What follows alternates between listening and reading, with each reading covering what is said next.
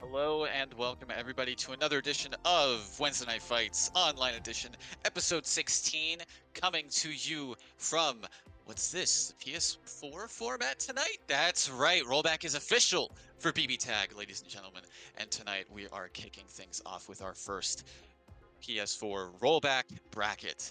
Looking forward to seeing some awesome matches tonight. We got a decent size, 24 nice, even bracket. And yeah, looking forward to everything that we have in store with a lot of really, really strong players coming through tonight. But before we get into all of that, of course, I have some introductions to make. A couple of regulars here in the commentary booth here for WNF, joining me on the mic. One of them being the legendary, the wonderful, you know him, you love him, Lon Lilly, and a regular guest that we have had in the rotation, and looking forward to hearing more of his commentary. Mito, how are you both doing tonight? I am doing great, A-OK, ready to watch some sick BBTAG action, like you said, on the PS4 platform. I know it's been a while since WNF has been on here, but now that rollback has officially been released for PlayStation, we are here to bring you some more bi-weekly PlayStation Wednesday Night Fights action, and I can't be any more excited about it because there's definitely going to be a lot of players that just don't have access to PC be able to show up to these now, so it's definitely going to be a interesting thing to see, especially with the expanded region list due to rollback. 2000%. I could not have said it better myself. And with the expansion of all the players, that means new matchups for all of us to witness, both new and old players coming together alike. And that is going to mean one hell of a bracket tonight. Like Cheap said, 24 people, and we're going to see just how fantastic it's going to look tonight. We are currently going to start with our first match of the night between A-OK and Person. Now, the former of those two, I'm actually quite familiar with. He is a friend of the Mystery Racer. I'm sure you all know him, you all love him. And he plays Heart Shiro, as you see on the screen.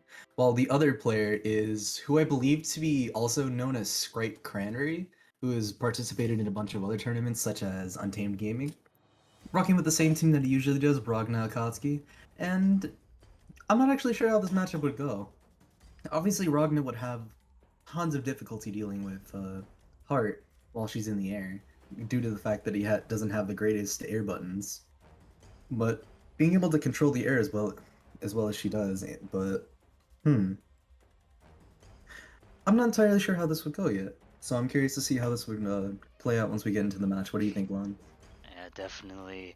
I mean, Heart Aino is just one of those characters that doesn't seem to be played very often in just, I mean, any really competitive setting, but definitely a strong character for sure. And like you said, you kind of need a character with good air buttons to kind of contest her. And Ragna, has a decent job at doing it, but not the best job. So it can definitely be kind of a game of cat and mouse for sure, where the Ragnar player is just trying to lock down this flying rascal, and especially being assisted by Naoto Shirogane, who complements her incredibly well. It's definitely going to be hard, especially if you're unfamiliar with the matchup, but a team like Ragnar Kotsky is a pretty solid base to make something happen. Yeah, I can agree on that front. I think the thing that Cranberry needs to do in order to control the neutral in this game is to stuff Shirogane as much as humanly possible. And since Akatsuki is relatively good at doing that, I think you'll have an easier time. What a backhoming as well to call out the anti-air. Gonna be getting a full combo for it right after that drop. Both of them throwing out as many assists as possible to get something happening. Tried the anti-air the heart, but nothing to go off of. Jumped in, got the hit, gonna go get for a full conversion here in the corner, drop the JC extension as well. Went for the high-low, gets the low, and this is gonna be a decent knockdown as well. Nice jump, baited the burst. Gonna get a full 5A starter here. And we're gonna switch over to Lukatsky and drop the combo, unfortunately. Did not get the pickup off the 5B either. Good weight on Finesse's part, but unfortunately gonna have to deal with that JC and losing Shirogane for it. What another fine 5C of his own. I'm sorry, I meant JC. They're both overheads that you gotta block. But the JC caused Finesse to lose this first round. Game 1 going to your boy Person and or Scrape Cranberry. Listen, definitely a very volatile match for sure. It's definitely kind of showing a lot of the snowball potential that a Ragnar team can have, because for the most part, the couple first interactions of the match were definitely in AOK's favor for sure. Couldn't quite stabilize on knockdown, but once that Ragnar really got that one hit and was just able to lock down in the corner and just force a lot of mixed scenarios and get a lot of right calls on the burst, everything, it was a done deal. Or at least it looked like a done deal for sure, because Ragnar is not the type of character you want to be making big mistakes against, because he does a lot of damage. That's definitely putting it lightly. These characters are explosive, to say the least, and the way that Person was playing them just now definitely exemplified as much. We are going to see... Go ahead. Well, I was going to mention something about, the happy birthday kind of, making AOK's life a huge pain for sure, especially getting hit with a beat toss. They're not going to be bursting out the heart, just going to be letting them play with the solo Shirogane. Try to mash out of the situation afterward, too, with just the Katsuki button. Yeah, Mr. Sprite Cramber looking like almost... It was a reset. That was like a commentator's curse into, I don't know, but that was a perfect game. And it just all started there from the happy birthday. I can't really say much more of that. Maybe I think the only thing I'd mention is just maybe a little bit of unease on defense on AOK's side. Kind of mashed out in the wrong places, just got counter hit a lot, and they freaking died, if you couldn't tell. And that's putting a Person or Mr. Sprite Cramper 2 on the board, already on set point. AOK is going to need to make a lot of adaptations here to get something going, and especially not letting, really even play it. I mean, the DP is going to be a good start, but, oh man. I was about to say that it could have been a good start, but unfortunately kind of messed up there. But in the sandwich scenario, going to be popping that CC, can be very dangerous so far, but baited the DP for maybe a bit too long and just got there, or I don't remember what that was, honestly. I'm not gonna lie, but this heart is bleeding. Yeah, he definitely needs to get this character out as soon as possible, which he does exactly that. Though the Shirogane's not looking too good herself right now. The Sprite Cranberry is piling on the offense. But thankfully for a good double fangs to stop him from doing exactly what he wants. Lots of red health on the board for Ragna. Almost a good button, but the 6B to cover him was great here as well. Tried to bait the burst twice, and then just got hit here. DPs to beat the burst, unfortunately not too big a reward, gonna DP right back with Heart. Spending all of the meter, and that is a dead character. The anti-air's on point for his Sprite Crime right here. Solo Shirogane to do all of the work tonight. And looking... I didn't even say it and I cursed him. Talk about, you know, if Eric was here, you know what he'd say? I got hoed. And that's exactly what AOK I got right there. Freaking hoed, because that was some very unfortunate autocorrect like kind of situation there. I mean, they had to like put away their gun, but in that situation when you're hitting that raw 236B at the angle it was hitting, it was like, yeah, you might as well shoot the gun, but it might have been the wrong, well, it was the wrong decision there for sure. And yeah, looked like they got a chance there with the mash out with the trap, but unfortunately the game said no. Yeah, that's definitely one way of putting it. I think this is one of the first tournaments that AOK has gone to, right? And he has gone to a couple before, but he's definitely, I could say, not used to the tourney pressure yet. So who knows, maybe he had to deal with the nerves alongside playing, along with the overwhelming playstyle that Sprite Cranberry just showed us. It culminated into a relatively fast match, all things considered, but not to worry, really. He may be the first one to be sent to the loser's bracket tonight, but that doesn't mean he's out for the count just yet. He'll do his best there, and he's gonna make it work as best he can, whatever his opponent is. And the opponent we'll have next to play alongside that is your boys Massive and He Homeboy. Now, this is actually I believe a West Coast versus East Coast thing. Correct me if I'm wrong, Massive is West Coast, correct? Yeah, he's a Southern California boy. Okay.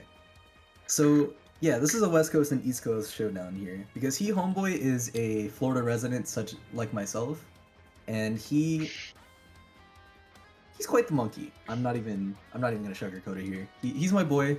You love to see your homies coming in, but my man be throwing buttons, and I don't want to say Massive does the same. They both definitely have their own unique playstyle, which is why that I'm interested to see how He Homeboy would deal with how Massive likes to play. He's very maneuverable. He likes moving around neutral and forcing you to make a mistake, as opposed to overwhelming pressure at any point. So I think the thing that He Homeboy really needs in order to keep the match under his control is just that, keep his composure. Because if he starts making mistakes left and right, then Massive's gonna chew him up this round. So it's entirely up to his mental state in order to see how he's gonna deal with this match here. At least that's how I'm thinking about it. What do you think? Yeah, I mean, it'll be interesting to see. To be honest, I have seen He Homeboy around, but I haven't gotten a too huge of a grasp of like how exactly they play. But I mean, their team they lock in is already making this name, the Dachi Narukami.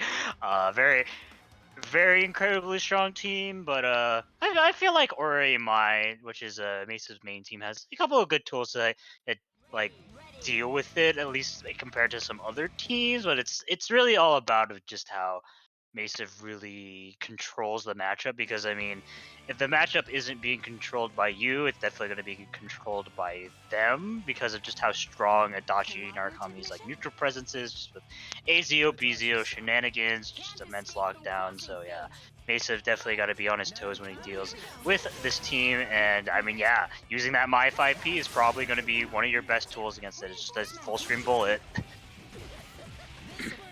Okay, that was a really unfortunate scenario just there, and that's going to cause him to have to be blocking some mix-ups here. Massive getting hit by the hide, baiting the burst, but no punish from it just yet. And then spending the meter to get that high-low. Not fuzzy blocking the overhead, and that's going to be a knockdown for He Homeboy here. Going to take the overhead. get some damage on the board here. Most likely going to cash out into super. Yes, sir, indeed. And this is going to be a guess for game moment for this Aurier here. And a guess it shall be because the Aurier gets out unscathed? Yeah, we can just say that. She's not dead. I don't know about unscathed, considering how low her health is at the current moment. Level 2 resonance against a freaking Adachi Narukami already in the BZO setup. Now a lot of the, good amount of it already wasted, and unfortunately, please, for the love of God, buff Worry to make that full screen eye. That hurt me. That hurt me physically, mentally, and emotionally all at the same time. It clashed with the persona. I can't Worry even players have it rough. I can't even say anything in response to that. That was so unfortunate.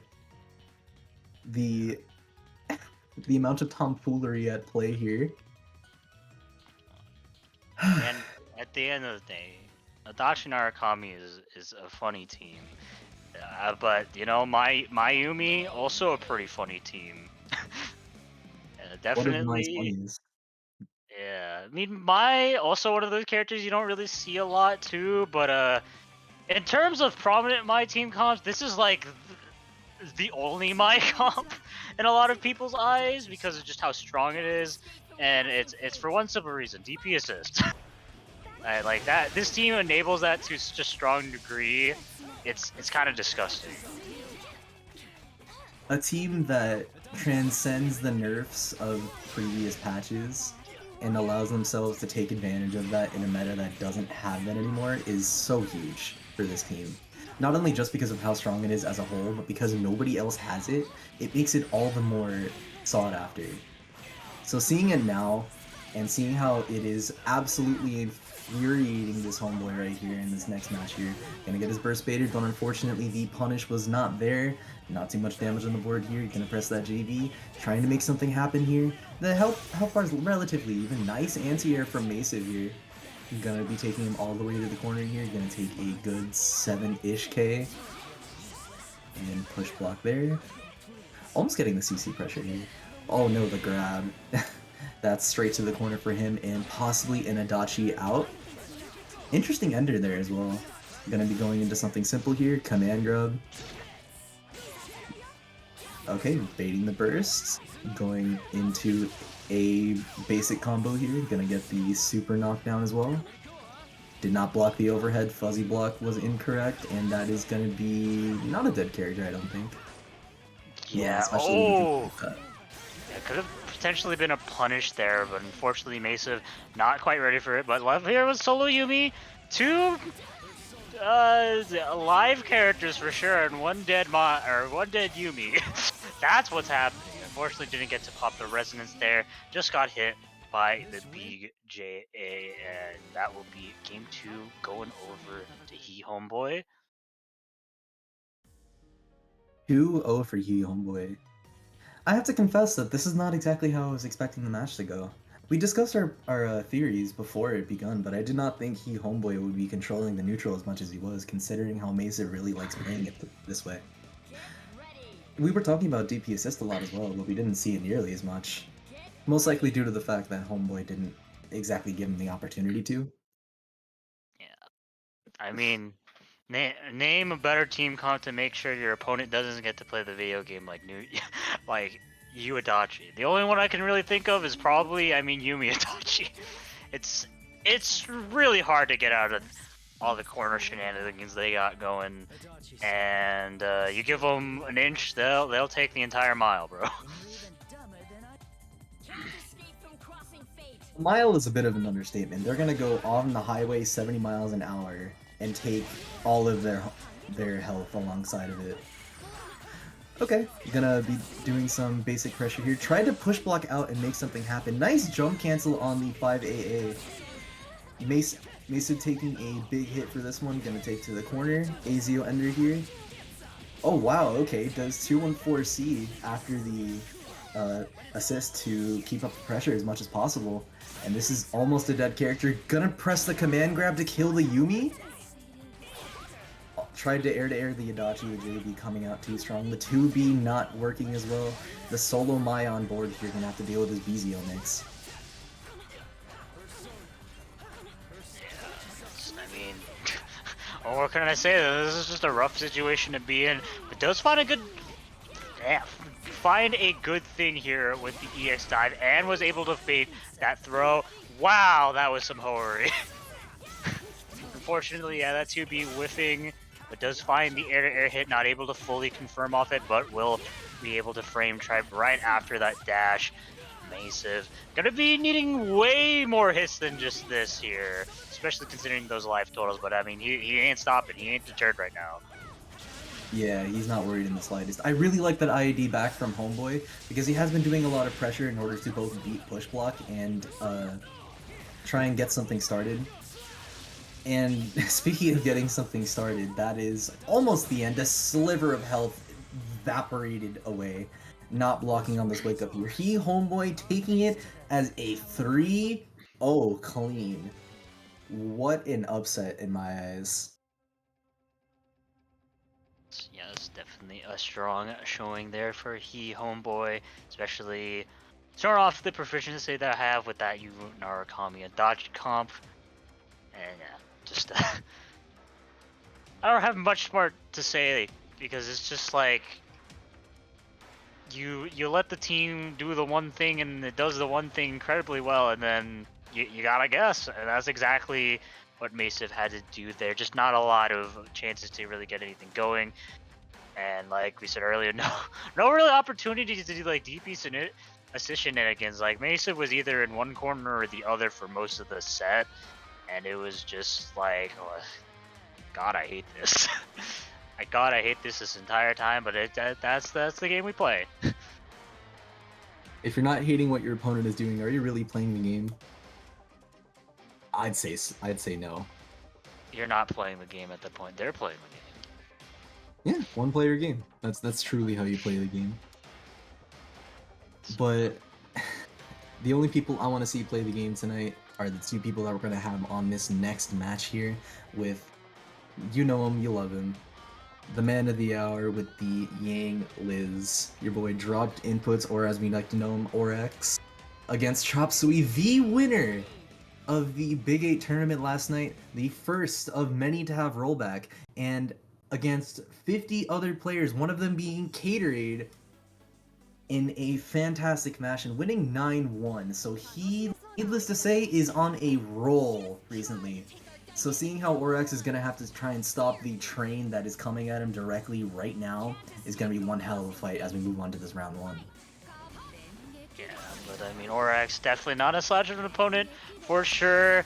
But man, we were playing some acrobatics here at the start, and some clown music too. Okay, yeah, going to be with punishing that firecracker here. Chop Suey, we're going to be getting something going here with this Chie. Using some air stall. It's just been really hard for Orex so far to get anything going here on Chop Suey. Just playing very evasively. Not going to be baiting that burst, but does get hit by the Bufordine here. Finally going to be getting something going. Try to read a jump out there with the air grab, but oh my god, I hate Chie Satonaka so much. The JC of the gods, avoiding everything, playing neutral for the character, you name it. But what also plays neutral is this 5P, being an unpush blockable lockdown monster, almost as much of a lockdown as that 236A that just happened now. Another JC on the board here, block strings galore, pushing him out of the corner, not trying to contest, but presses a button right here, trades. What an anti-air, and getting the side swap, but unfortunately drops. And nice conversion from Chop Suey as well. Gonna be able to take this sandwich? I actually don't know what happened with her DP there. That was a certified. This is all a certified Liz DP moment. But we'll be able to find that air-to-air JA, then this is definitely going to hurt, because the Orex has definitely got those combos locked here with his team and just going to be cashing out a huge amount of damage for making one mistake against Elizabeth. I don't think that's quite dead yet, but I mean, my god, you're gonna need to make something happen. Oh, and base the burst too. I think the tides have definitely turned here for Orex. Might Okay, not going to be able to cash out a kill, but doesn't block the overhead afterwards, and will be left here with the solo Ruby. And Solo Ruby putting in some work as it is, because we're going to go straight into the super here. Going to make sure that this Yang is not able to get in scot-free. Nice jump on the command grab, but thankfully the 5A able to stop the Ruby from punishing too much with it. Unfortunately not able to get the punish due to the whiff recovery of 5B. And this is a really bad scenario for your boy Orax. A dead Elizabeth on the board. The sisters battling it out. And most likely... Okay, I'm not going to say anything yet. Okay, yeah, she's dead. And Ruby, the main character, coming out on top. What a nail biter of a first game, I'm not gonna lie. That could have gone so many ways. God, Liz sucks. But yeah, I feel so bad for Liz players, man. They gotta deal with all that. But I mean, yeah, definitely a very close match for sure. And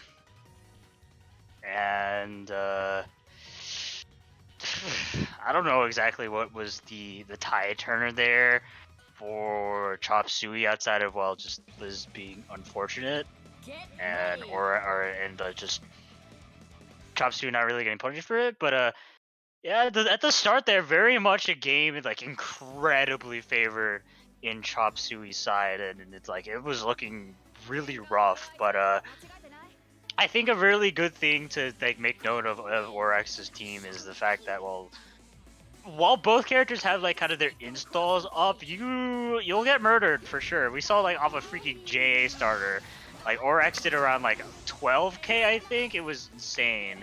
So even though you're in kind of that uncomfortable situation with Liz Yang, you can definitely bring it back. And a good call out from Chop Suey there, using his overhead in order to call out the 5B from Yang there. Not able to press any buttons that he wanted. Using the pull in from 5AA to get the grab there as well.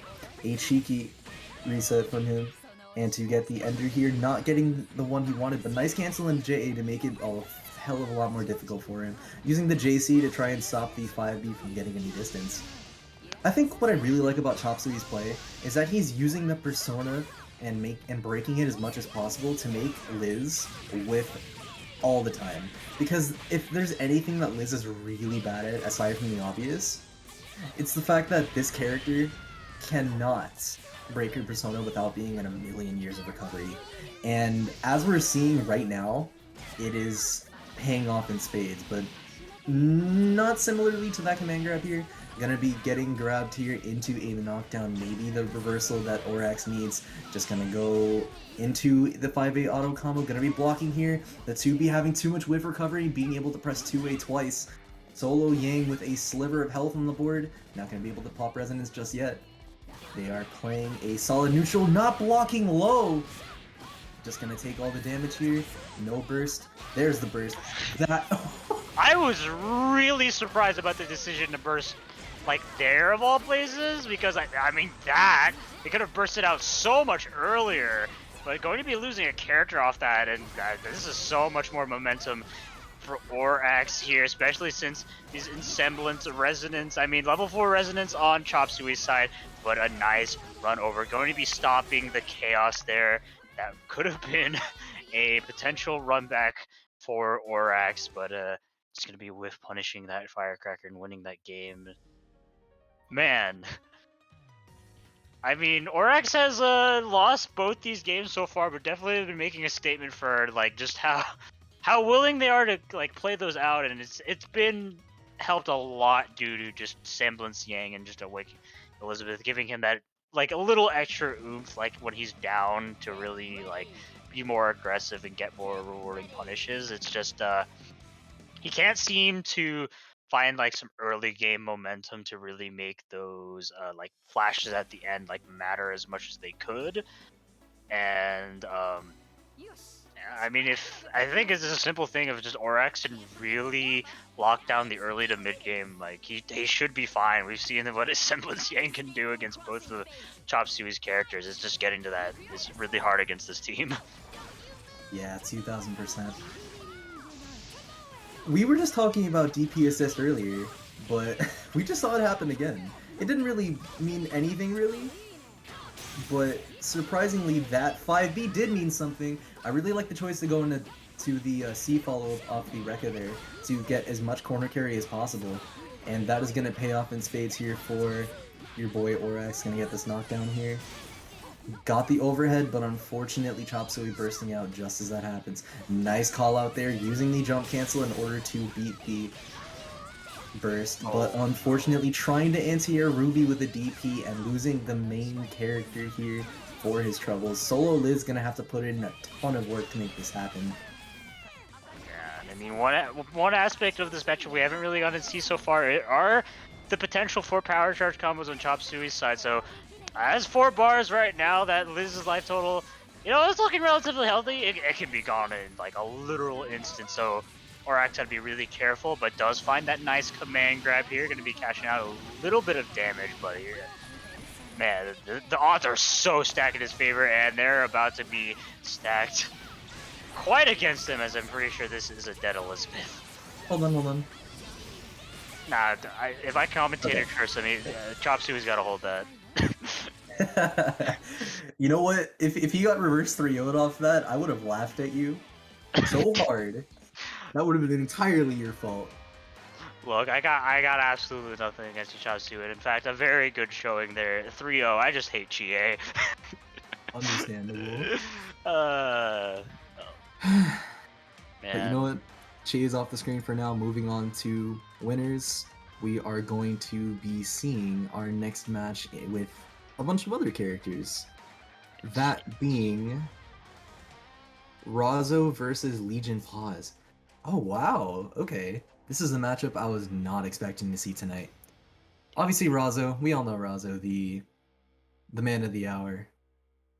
I don't think I really need to do anything for him. But Legion? Legion is a person that I did not expect to see in the bracket tonight. No ill will whatsoever, just to make that clear. I do really love seeing him here. He is a Seth and or Carmine player, if my memory serves correctly. This is the first time I've ever seen him play in bracket, and to have to face Razo of all people is definitely a mental strain, especially if you're not prepared for that. But he is a relatively strong player, no slouch in the ring whatsoever. So I am looking forward to seeing how he goes about dealing with whatever team that Razo decides to play tonight with his team alone of Seth, Carmine. Yep. But before we get too ahead of ourselves here, we have definitely neglected one very important thing here tonight, and that is the Matcherino. Make sure you guys click that link that the wonderful bot has put into the chat to go to our wonderful Matcherino page. Go in, sign in, and click that claim code button for a free 25-cent donation to tonight's pot. I mean, if you go there and look at the pot, you know, you see $134. I don't gotta do the Matcherino. Do the Matcherino anyways. It's free, quick, and easy. We got 34 codes left, and I mean, yeah. How did the pot get so big? Well, that's thanks to the direct contribution button over there on the top right. Just click it and it'll send you to the direct contribution page. Put in as much money as you would like. It can be as small as $1, or you can go as big as some wonderful people such as Fullman and Kraken Atkins, putting in a cool, nice $50 each. But I mean, I see you, True Care, and as well as our streamer E30 also donating $15. Thanks to them, our pot is gotten quite big tonight. They are playing. So I gotta wrap this up. Thank them. Gotta do the sponsor quest on the sides. If you haven't already, make sure you guys do those before the end of the night.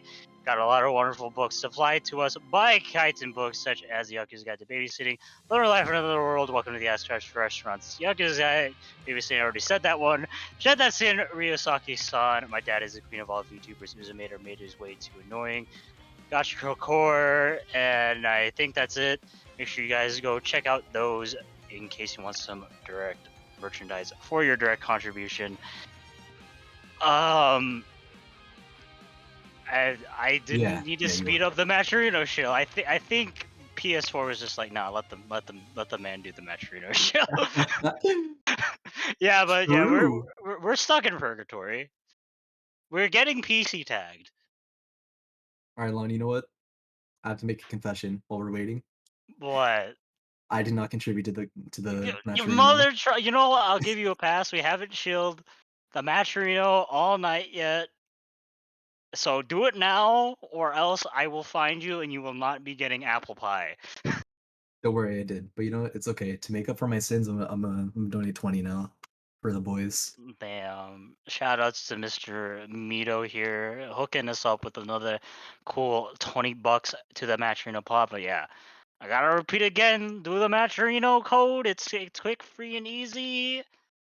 And yeah, just do it before the end of the night. Doesn't matter how big the pot is, it is cool if you do it. Absolutely. If the broke commentator can do it, you guys can do it as well. Obviously, no pressure to donate. If you absolutely can't, that's totally fine. But at the very least, you can do the free 25-cent pool. That helps out a million. And for all the players that are trying to get paid tonight, hit them up, you know. But you know what? We're going to hit them up as what we want because we are going to see a Carmine mirror tonight, folks. Carmine 9 versus Carmine Seth. Both relatively good teams here. I actually do not have any idea how I think this is going to play out, so I think I'm just going to leave this one to you, Lon. I mean, I don't really know either. 9 versus Seth is not a matchup I've really seen too much. And Carbine Mirrors is also surprisingly something I haven't seen too much, but I can imagine it can be really funky for both sides because both of them really want to have a lot of space to kind of like set something up, and Carmine is one of the best space deniers in the game, so it can really depend on who gets momentum started first, and that's definitely Razo so far. Constantly keeping in the corner, hitting the overhead too. Didn't quite beat the burst though, but will be mashing out just right afterwards to get his turn back. Oh, is he setting up an unblockable? Yeah. Are you surprised? I'm not surprised, I'm just disappointed. Oh, poor Legion. First Yeah. game of the night, already being put it on blockables. Oh no. This is 9 the Phantom for you, everybody. Like, I can't say much. She just loops you in an unblockable, and unless you have a parry DP, you just gotta hold it. Oh, another one. Oh my god. 9 the Phantom. Okay, so there's something I have to make clear after a match like that. A lot of times when you're put in scenarios that you get hit in, it is usually your fault. Yeah, no, not this one. This, he simply did not guess correctly, and he lost. I know this is BBTAG in a nutshell, but 9 is easily one of the worst offenders of this kind of mentality that it's sort of insane for someone to... It doesn't even matter what your skill level is, you simply guessed incorrectly. You could be the best player in the world. You could be doing a task, and if you didn't guess correctly, you lose. And I think that's what's particularly strong about this team, enforcing that so vehemently. Yeah. 9 the war crime. She does this. God, if you could not tell, I don't like 9. But we do like the Carmine DP hitting like that. Gonna use the JA hit to make something happen there. Wow, okay, the 4P saving the poor confirmed. Gonna jump back in order to most likely try to get the side swap route. And nice swap from Legion Pause here. But unfortunately gonna get caught for his troubles. Gonna be carried all the way over to the other corner because 9 routes. Gonna be cashing out as well, interestingly enough. I think he wants an unblockable here. Yeah. Nice forward tech. Able to avoid the forward jump there. Using the orb in order to continue pressure here. Can I get the unblockable? No! Accidentally sets up an orb, most likely trying to call assist alongside it. Gonna get the air to air here, didn't get too much off of it. Bunch of stray hits, but nothing too meaningful out of it. Gonna be pressing the 214C directly into the sandwich here. Tried to anti-air, jumped out, but blocked directly into the 236C. Legion trying to make something happen ASAP here. Not gonna get too big of a knockdown. Gonna be teleporting out. Thankfully, same side, Legion blocking there. Gonna get a lease on life here, is what I would have said if he did not get air to air here. Gonna get the interesting setup as well. I don't think I've ever seen that one before, but it is not going to matter too much if this character is going to be taking more damage. Thankfully, save the Carmine, but I don't think the Seth is going to be saved here. That is a dead character. Yeah, and I really like the decision to actually end that combo early and just go for the unblockable because don't think that off that starter it would have killed the Seth, so it's just like I'll just kill the unblockable, bro. And Yeah, I mean, more 9 the Phantom things. I mean, definitely going a lot better there for Legion for sure. Found a couple stray hits here and there, just couldn't quite convert off them, and that was definitely the biggest killer there. Against 9, I mean, she's just one of those characters. Don't let her play the video game, because you see right here when you let her play the video game. Unblockable City, just a bunch of dumb neutral buttons everywhere. You do not want to let this woman play, and even if you are at that point, since we haven't really seen Razo be on the defensive that much, even if you do get into that scenario, you got to be really tight about it because she just has teleports that are like in full. God, I'm molding just thinking about this character.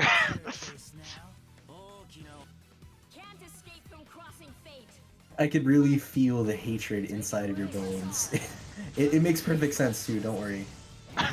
Almost as much sense as that knockdown happening right there. Using the assist to his advantage here, trying to make something happen on Raza's part here. But the switch to Adachi might actually help out a little bit, but unfortunately gonna get anti-aired here. Oh, actually using the counter DP to his advantage here, because Adachi doesn't necessarily have to deal with it the same way.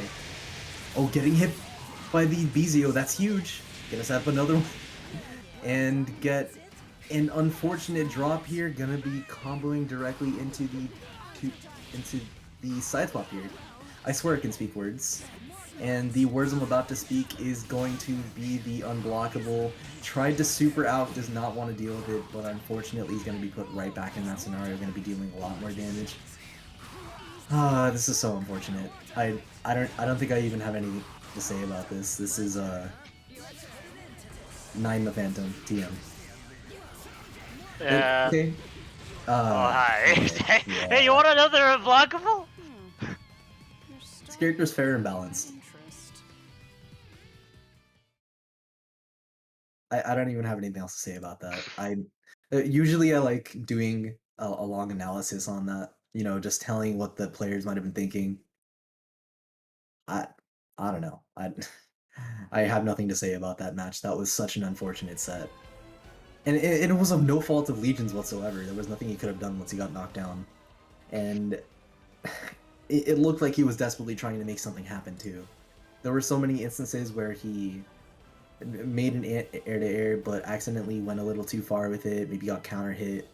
Did a couple of rebeats that he got called out on a few times. It's a lot, and that was something that anyone will be humbled by. And hopefully he'll be just fine in the loser's bracket coming out from here. All my homies hating on the Phantom. Fun and interactive gameplay. Yup. You said it best, boss. I want to give Raza the fanfare for, you know, taking the set, but I'm just I can't sit here and be but disappointed in the fact that this exists in this game. Okay, so I guess if we want to talk about the nuance of that a little bit while we wait for this next match of Riazo versus TrueCare. There were options, especially when you're a single character down there. You can pop Resonance for a free escape, but 9 being 9, she can really set up sandwiches on you relatively easily after that as well. So it's still unfortunate. It's just not as bad if you're a single character. And a character like Adachi, like I mentioned earlier, can get out of the unblockable if he does DP, since he not only moves forward and it's a counter DP, but the 9 would intentionally have to call it out with a button in order to deal with it properly. And a lot of other DPs can do that too, as long as they hit 9 far up. I think Seth and Carmine can do the same. Don't quote me on Carmine, I know Seth can though. And from there, you can play a different RPS, as well as your tech. If you tech forward, the 9 can't do a forward jump. They have to do a neutral jump and or back jump if memory serves. So they have to vary it a little bit, and playing those mind games with the 9-player will make it a little, and I mean like infinitesimally more difficult to deal with and enforce their Oki, for lack of a better term. And I think just doing that would have given Legion a lot more of a chance. But hey, the match is over. There's going to be some replay on that regard. But we're going to be moving on to the aforementioned match after discussing this between Ryazo and TrueCare. I want to say a regular match that we see, not only here, but a lot of tournaments. Correct me if I'm wrong, but this has happened at least 2 or 3 times here on WNF alone, right? Oh yeah, definitely. Ryazo, as far as like outside of WNF, I've definitely seen this matchup a lot, especially at like Big 8s. In the sphere of WNF, definitely played a couple times on stream for sure. So you've seen it here quite a bit. But in terms of just matchup experience in general, these two are definitely some of the big heavy hitters of online tournaments. So guys, words are hard. I'm boned out a little bit. What was I trying to say? You were trying to say how great this color coordination is on both sides. Both of them rocking the same color scheme on both teams, which is really interesting. I like to think they coordinated that, or it's just a funny coincidence. But it makes it even cooler to see all of these characters similarly colored. And it's going to be a lot more interesting while watching here.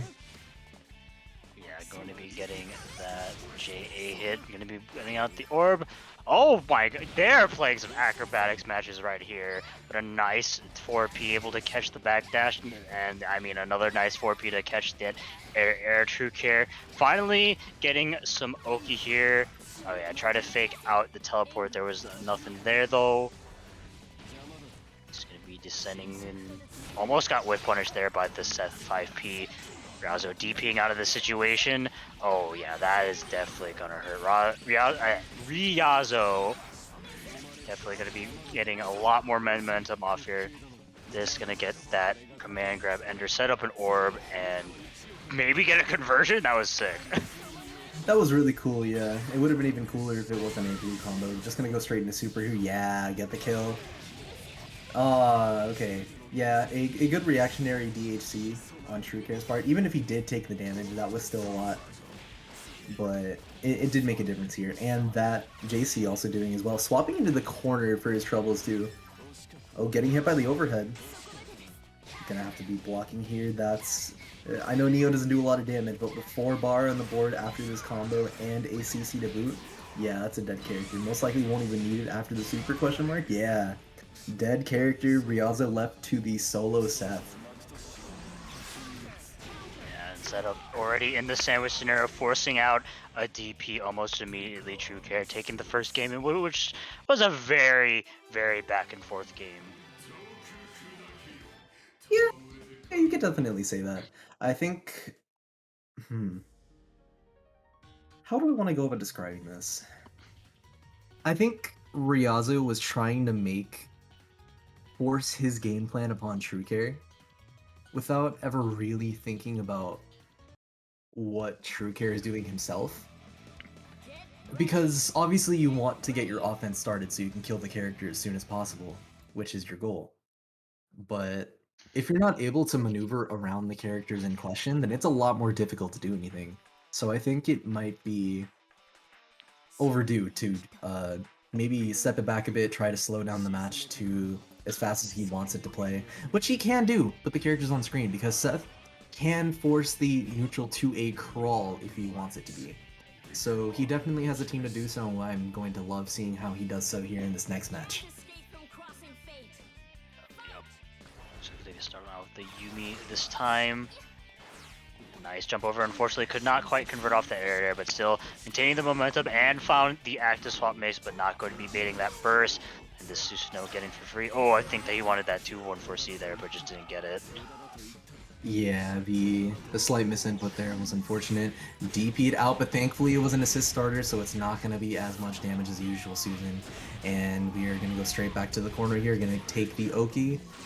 Here we go. Nice tech on the throw. Using that to his advantage here. Going to be taking the sandwich. Go same side. Tried to command grab. Thankfully got out. Tried to anti-air that as well, but Yumi doing the ID back fireballs. Going to set up as many of Seth as possible. Trying to keep True Care out at any means possible. Interesting tech on his part. Oh no. Tried to bait the burst? I don't know what he was doing there, honestly. But you know what? The character's dead in response, so Neo's off the ground. The trademark card TM off here with the Susanoo alone. Yeah, I've been already in a sandwich scenario and immediately getting their GP bait. It seems like a little bit of a familiar scenario from last round, but this Susanoo is, definitely not dead. I wonder, just going to be going cash out of damage, waste out literally all of that resistance due to that just one whiff DP. It's going to be very rough for True Care. And hits the command grab too, should be a kill as long as there's no drop on the Yumi combo. Going to be taking game 2 in a very dominant fashion compared to the last game. Yeah, dominant is definitely the word I would use to describe that as well. It is one hell of a comeback. Just like I described, slowing down the match really did help Ryazo there. Being able to control where True Care moves and covering a certain space that he wants to contest really did make all the difference there, because True Care didn't want to move, wasn't able to go to the airspace the way he was initially going to. And obviously there were a couple other small blunders, like the burst bait there, the hard read to counter after getting the counter hit starter on Neo, making it a little more difficult for True Care to come back with the solo Susan, as well as the safe CC stuff as well, making it a little, tacking on just that tiny bit every time, making it a lot more even in terms of the set, both here and on the score. Moving on to game 3 here on this round start.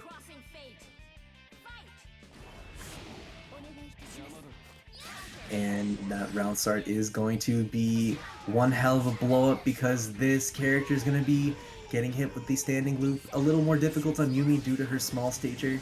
But we're going to be getting a CC for her troubles. And a great conversion from Ryazo, using the distance to his advantage, throwing out a 2368 and getting the freeze.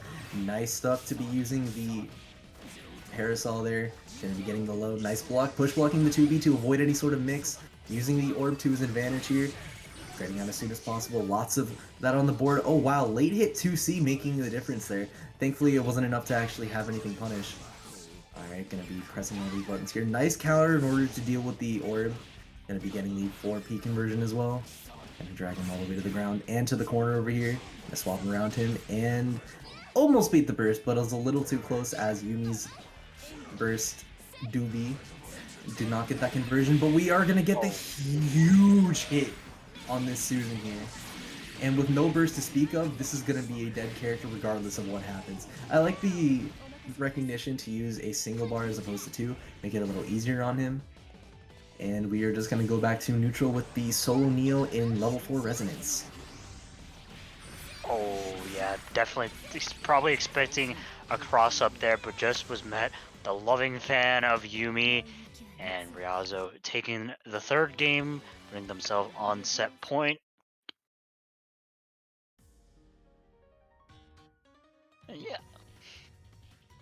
Yeah, this is quite the adaptation from Ryazo. I think that game in particular, he got his footing way earlier, and whatever scramble that True Care tried to set up did not work out in his favor. Which usually isn't the case, because True Care is often pretty good at making scrambles work, but the way that he's playing right now is definitely being caught out by Ryazo and True Care, and that is going to mean all the difference here in this lax game, where True Care is going to have to step it up in order to keep it here on the winner's side of WNF here tonight. Sure. Definitely, just the overwhelming presence of Seth Yumi. It's definitely hard for like any team to have to deal with.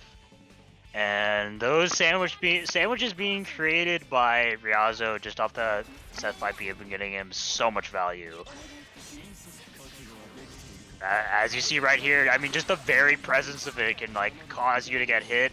Burst it out at the wrong time as well. We'll be getting quite the sizable punish here on the Susan. And the momentum not going to be let up. And I'm getting a nice conversion off that 5P just with the 2-1-4C. But a good block on the cross up and a good 2P to get out of the situation. And a good conversion as well. I wasn't sure about the 5C under, maybe to keep him out of burst. But using another 5C to open up here as well. Gonna be going back to neutral here, trying to get the Seth out as fast as possible. Wants to make something happen. There we go. The character is out, but unfortunately gonna be forced to block here in this neutral. Almost a DP, but that is going to be a lot of damage on this character. Gonna be using the stylish IAD routes as well. Gonna take this Oki, not blocking the overhead. Going to use the block, but spending the meter on the counter to make something happen as soon as possible. That is most likely a dead character. Yeah, this is not a very scaled combo at all. Just a nice solid 10k off the counter. Very good call there. Ryazo just has to deal with the True Care Susanoo and already getting hit there with the meaty JA. Interesting extension there from Ryazo. Didn't really get too much damage from it. I wasn't entirely sure what was going on there, but thankfully it worked out in his favor. Gonna get another knockdown here. Setting an orb, interestingly enough, instead of taking the knockdown with 2 and 4 AA. But I guess it doesn't really matter since he's already so far ahead that, yeah, that's a dead character. 3-1 for Ryazo in a clean sweep after that first game, making a statement against True Care. Yes. Definitely very good showing there by Ryazo. I think it was pretty simple, like how Ryazo really took advantage of that set. Just really wanted to set up a ton of sandwich scenarios with 5P and kind of just implant the threat of a sandwich scenario constantly in True Care's mind, which I think caused him to maybe panic or expect the incoming cross combo mix. But Ryazo for the most part actually didn't go for a lot of like left right 50-50s. Just really wanted to set up the pressure, and True Care was just wrong. And when you're wrong against like kind of those Yumi calls, especially when it's a really good starter, you're gonna be paying for it. It's definitely one of the strengths of the team. When Yumi kind of has those situations in play, she can really get rewarded off just her being right on your defensive calls. And especially like a neo-focused team like True Care, or a neo-focused teams like True Care's, where your damage is not going to be as significant as the other team. It can be really rough to get back from those situations. And of course, you got the Susanoo in the back, but it's going to be rough to kind of deal with Susanoo or deal with Ryazo's team with Susanoo when Neo's assists aren't really that helpful for it, and like both characters can kind of just run around, throw projectiles. It's very rough for sure. And Seth Yumi, definitely a very disgusting team, no doubt about that. But good stuff to Ryazo, really abusing a lot of the strengths there and a lot of the mental kind of games you can be playing with that team. For sure. That was definitely one hell of a set, and I could not have explained it better myself. Thank you for taking over the analysis for this one. As we are going to move on to Ryazo once again. Do not go anywhere versus Chop Suey. Now, I am not entirely sure, but I believe last night these two fought sometime in Big 8. You don't quote me on that. However, I would not be surprised if that was the case. So I'll look at that later. But if that is the case, then this is going to be a run back in a completely different tourney. New day, new mindset, and it is going to... Even if it's wrong, it's going to create a narrative. And you know what? We need a narrative to tell here tonight, folks, to make everyone as hyped as possible for the next match. So let's get as much as possible for this one, folks. Chop Suey versus Ryazo in winners... semis. Yes, semis. I swear I can read. Against your boy, And we are going to be starting right here, right now on the uni stage. Let's go, boys. I unrelated to the match, but prepare yourselves. There's going to be a bidding war soon. I can feel it. But anyways, yeah, Ryazo versus Chop Suey here. Don't think they've ever actually fought each other like with Set Yumi, so it'd be interesting to see how it plays out for sure. But I mean, Chop Suey swapping back over to the main team to get it going. Spot on the low and good bait on the DP. Will probably be rewarded there with a dead Seth. Yeah, not gonna even be spending the CC. The Izoi should be able to hook up a kill on that not ninja, assassin. Yeah, he's an assassin. I looked away for like 5 seconds. What the actual hell? Yeah, I mean, Seth, he has paper bones. Yeah, 16k definitely oh. You know, losing Seth definitely. Oh no, is he dead? Okay, no, he's not dead. I didn't thought he was have didn't have 4 bars to kill. But I mean, now it's gonna definitely be a one-touch scenario. As 4 bars now, okay, yeah, very risky DP, but I mean, everything you do against GA in this type of situation is going to be a pretty big risk. Yeah, ran right into the 6P. Don't know if he can extend this combo for long enough to potentially get, yeah, not going to be getting a cross combo just yet, but Ryazo put in the one-touch situation, but does not deter at all. Oh, yeah, went for a fuzzy combo, went for a grab. I definitely think he could have killed on the scenario if he just didn't go for that starter. So that's GA going to be put at the brink of life, just runs into the 2A, but Whis at 5P still in the sandwich scenario, but gets hit by the 5BB afterwards. And Chop Suey taking the first game, looking very rough there for Ryazo at the start. Was able to make something happen there with the Yumi, but couldn't quite bring it to victory. And I knew exactly what was going to happen. Atkins can't donate money in peace, y'all. Even if he's not in the chat right now, he can't donate money in peace. Wait, what happened? Did I miss something? Look at the match arena.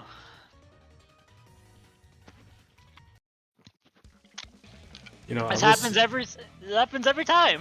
I will What say do you this. mean the Maturino's at $226? Look, Atkins can't donate money in peace. no, okay. To be fair, I'm just gonna interject real quick and say this. Scrub and Fullman are currently trying to ratio each other with money in the match arena. I hate what I'm looking at. I hate these comments I'm seeing. I told Anyways, you. Anyways, go back to commentary. Yeah, we're going back. We can appreciate that later. But Ryazo swapping back over to the main team of Makoto Yumi. Not going to be playing any more games here. But I mean, going to be still running into that Shie 6P. Yeah, very nice JC airstyle. Put themselves in the sandwich, but didn't quite do anything with it. Chop Suey getting his own sandwich and finds that overhead. Fortunately drops the 2C, but thankfully doesn't make too much of it. The Makoto able to get out as fast as possible. Gonna call the Yumi, but unfortunately gonna get hit for his troubles. You're gonna get knocked all the way into this corner, most likely? Yeah, all the way over there. Alright, so we're gonna have to take the safe jump. I'm gonna hold this mix as well. Gonna be pressing that 5B button though. Gonna carry him all the way to the mid screen. Gonna get the active swap? No, a little too late on that, unfortunately. The startup of active swap gonna be to his detriment here. Oh, gonna be able to capitalize off of that. Not gonna have the chance to use any meter, but this is gonna be a good knockdown for your Chop Suey. Nice using the counter, but the persona displacement, keeping him from being put in block stop, and that's gonna make a huge difference in terms of this Yumi dying 5 seconds later. Because it'd be like that sometimes. What would also be like that is this combo most likely killing the character. Okay, yeah. I wasn't sure how that was going to scale because he did use a lot of lights there as well. But you know what? He knows his character better than I do. So next round goes to Chop Suey in another dominant fashion, honestly. Yep, for sure. It doesn't really matter what team you're playing. The threat of kind of having that very inescapable cross combo pressure we're seeing Chop Suey go for a lot.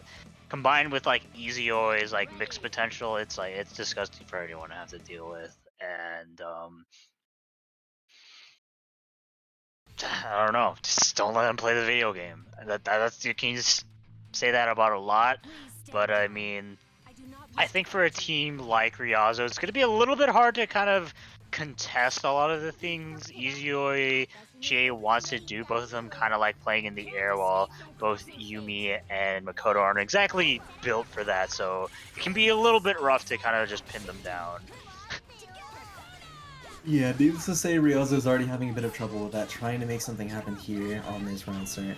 Got clipped a couple times on both of his hits here, but it didn't really make too much of a difference. Nice blocks on both ends, using E-jump to get out as soon as possible, clipping the assist. Gonna be trying to hit Izuyoi as fast as he can, throwing stuff out, using the 6P to his advantage. Chop Suey just jumping out as soon as possible. Just gonna be jumping around, trying to get a hit. Both of the health points relatively close, I want to say. I like the use of JC there, because since they were both in the air, Chop Suey couldn't really contest it the way he probably would have wanted to. So he would have had to spend meter, but we're not going to have to spend meter on this mix-up right here, because we are going to be jump canceling over and stopping Chop Suey from making anything happen. Going to be going straight into Rekka, unfortunately getting bursted on, not too much damage on the board. And gonna be caught by the meatballs. Unfortunate, that 6P coming in clutch for Chop Suey right now. Push blocking the 5C, so not gonna have to block the overhead. And this is looking a little more difficult for Ryozo. Yeah, as the seconds go by and the amount of just cross combo sandwich scenarios Chop Suey's been putting in, it's been very hard to get out, but does find a safe opportunity to get out that Yumi. And gets hit by the 5P and able to bait the burst. Ryazo finally going to be getting started here in this set. She looking pretty low, goes with the cross combo mix as well, and will be finally getting that advantage he so needs. 1v2 situation, but Chop Suey's Izuyoi that doesn't stop going. Doesn't stop going in the slightest, goes in the grab into the super. Don't think that's quite a dead Makoto, yeah. Not yet, but Ryazo's life advantage getting slowly and slowly dwindled. I don't think there was much of a life lead to begin with, to be honest, and that... Oh no, not getting that punish here is huge. Okay. There's gonna be a lot of patience that needs to be played on Ryazo's part to make something happen here. Gonna have to really be careful with his assist calls as well, because if he's too frugal with them and has a Makoto hit, then it's going to be the death of that character, but that might not even be the case, because this hit might be huge for Ryazo. No, he's not going to build the assist meter in time. Unfortunately, just use his own. So he's just going to call one here for his own mix, going to be jumping out on Chop Suey's part. Going to be playing as much lockdown as possible. But unfortunately, after popping resistance, there's a lot more chip on the board, so one single air DP is going to be calling out this pressure here. Okay, yeah, but landed before he did and got hit with an overhead. Most likely didn't think that was going to be the case. Solo Makoto here, chasing him all the way to the corner, and that's a dead character on the poke after not letting that JC hit. Chop Suey taking this next game. Fantastic movement from the Solo Izuyoi here. Yes, Chop Suey able to get that solo Izuyoi comeback, and definitely showcasing a lot of kind of what I said about Ryazo's team not really being well suited to the air game. We saw Ryazo playing very, very defensively, kind of, I think, out of just being forced to. Doesn't have a great way to like just go up there and contest Izuyoi from a safe distance, and just the chip slowly built up. Chop Suey just needed a point where he just needed that one little mix up to seal out a character each, and just was able to find that. And yeah, just unfortunate for Ryazo, but good stuff to Chop Suey, able to make that bad situation into a winning situation. Yes, 2000%. That is indeed the case for that match. A clean 3-0, and that was so unfortunate, but we are going to have to move on, just as Ryazo is going to have to do the same. We are going to be watching the next interesting match in this stacked, and I mean 5 pancakes with some syrup and butter on top of them, stacked bracket tonight. with Caterade and Yo Game Wizard playing off on this next one here. So, to give some context here, we had the quarterfinals match of Cade and Razo play off stream to take it 3-0 over Razo. And after seeing the match between Legion and Razo, that should definitely bring a little bit of hype for this next match here. We all know Caterade. He has been one of the most dominant players online in the past. I don't even know what time frame we could say here. 4 or 5 months. Even before rollback came, he was one of the strongest players around. And putting himself in semifinals now against Yo Game Wizard is definitely going to be signifying that as well. We are going to be seeing one hell of a match here tonight, folks. What do you think about this one, Lon? Yeah, definitely going to be quite an interesting match for sure, as you said, Caterade. Definitely an incredibly strong gamer, despite, you know, finally getting toppled from his big 8th throne yesterday. Doesn't mean that he stopped gaming at all. I'm sure that while that will put a stunt to his victory, I'm sure he can still bring something here, especially against Yo Game Wizard, and maybe get his run back against Chop Suey. But Yo Game Wizard, not a face we've ever actually seen at a WNF. Definitely one of those East Coast PlayStation players that I mentioned earlier that will finally be able to get to play here at WNF. So this is not a matchup I've ever actually seen play out before. So I don't have too many expectations, but Caterade locking in with the Kurogane Akatsuki, which is the good old classic team. I don't know if he still considers this his main team at this point. I know he swaps back over to it if the Weiss isn't working. And this matchup definitely can respect it, considering it. There's going to be a bunch of stuff he wants to pair with Adachi here, like all of that. Yeah, I really like the character swap here. While his Weiss is always a sight to behold, as a little bit of bias as I am, the swap to Akatsuki is definitely going to be helping. Oh wow, okay, just supering out of that scenario. Even though the was relatively safe, it doesn't really matter to him here. Gonna be dropping the land cancel, I'm sorry. I'm thinking too much about Weiss. Dropping the dash cancel here from Kurogane already. Uncharacteristically from Caterade here. But we're going to be using the movement of Akatsuki to his advantage. Unfortunately, the copy that JB going to be put straight into the corner for his troubles. Thankfully, the drop is going to make a big difference here. Going to be getting command grabbed into the Yumi, though. Yeah, good burst. I like that a lot. Going to be using his movement here. Tried to raw tag in neutral. Going to be put all the way to the corner for that. And he is not going to be having fun here tonight, folks. When Adachi is going to get crossed up and put right back into the mid screen. Lots of damage on the board. And Oki. Force Sandwich. That's actually new. I've never seen that before. Yeah, that was like one of the most creative ways I think I've seen a Force Sandwich ever created. Unfortunately, Yumi hitboxes not able to stabilize that combo, and will be cashing out a good amount of damage here on this Kurogane, putting him in the red zone. Yeah, try to bait the throw there, but doesn't deter him from trying to get out of that corner. Nice air unblockable DP, and able to get the conversion off it just because of that. Going to be getting a kill there on the Adachi. Left here with the solo Yumi. Level 4 resonance though. Nice use of the Eitatsu to get that movement out. Gonna be using the 4P as well. Try to press on landing. Oh no. Yeah. This is definitely a dead character. Yo Game Wizard going down for this game one. Caterade in a nail biter of a first game, to be real. Taking it over here. I actually really like what was established this game. There was a lot of spaghetti on both sides. Like that active, not the active swap, the raw tag in neutral because he didn't think Cade was going to chase him down there. That definitely made a huge difference in how he's going to be approaching the neutral later, because he knows that Cade is not going to allow him to do anything to keep his characters alive if he has anything to say about it. He's going to have to be playing a lot more conservatively.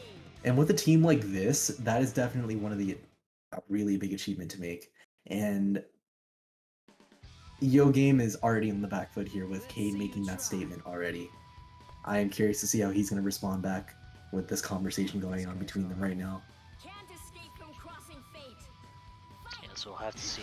EX Tatsu round start? Nah, the classic super jump parry.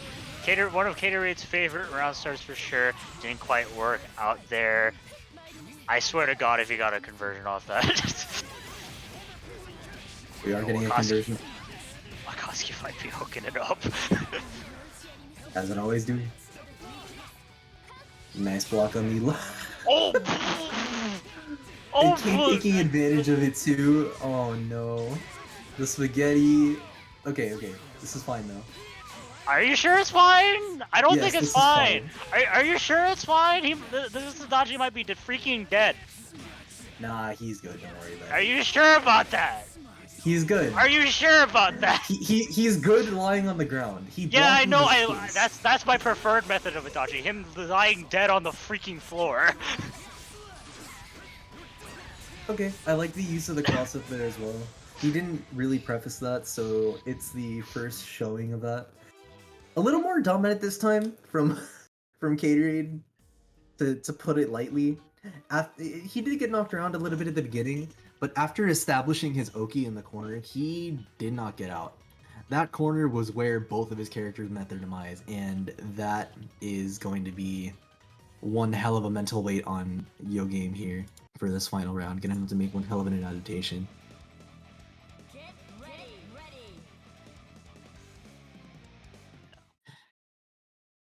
Just don't get hit, bro. Just don't get hit. Simply do not be in that situation. But you know what? The only situation we're not going to be in is the dead air of the almost being called out by the JB there. I really like the movement from Yo Game Wizard there, being able to avoid the Eitatsu and force him to block as well. Even if it wasn't too big a punish there, the same side cross up overhead that's also safe on block. I know there's more to that statement, but we're just going to go with that one for now. Forced to block the 5B going way too far for his own troubles. Nice parry. Gonna do another one. Forced to make something happen here. This is not a dead kid. He's good. But this is going to be a touch-for-touch scenario, though. Nice DP. Just going to do it again. He did the taboo of doing Akatsuki, Oki. You do not. Oh my god. This character. Oh no, dude. Okay, nice mash. Gonna be using the push block to his advantage here. Trying to call out the pressure by pressing Phantom Pain. Trying to call him out jumping, I suppose? It is certainly an option. It is definitely an option, and it's an option to get hit by this Yumi on Wake Up, and that is going to be a dead character. Yo Game putting himself on the board 2-1.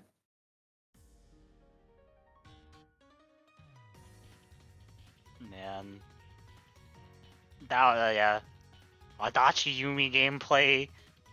My advice last game goes to this: just don't get hit, because if you get hit from anywhere with the setup this team can do, like 236A, 6P, BZO, that's a true combo. And it's a really good way to just start your pressure very safely if you do get that hit confirmed. And even if you don't get that hit confirmed, you still got a free active swap over into Yumi. So it's a very strong setup that you basically have to just not play around. You just have to make sure that they don't get it off, because it's guaranteed good no matter what happens. Speaking of good, what a sequence from Yo Game there. He technically did drop the combo, but that's perfectly fine. Breaking the persona, making a huge hit here for Caterade. Not gonna burst on the Rekka here. Using the 2B, push blocking and mashing the anti-air. What a call out from Game Wizard here. I think that was supposed to be a super. He definitely tried to do something, because Caterade was in the startup of his 5B animation there, but it's gonna cost him the character. And, oh, okay. Air 236C just gonna be mashing on Wake Up, not gonna be able to block. Gonna cash out? Yeah, we're cashing out. Not a dead character, because we're not gonna be able to build a meter. Remember what you said about this last time. Remember what you said about this last time. Okay. Okay, I was right though.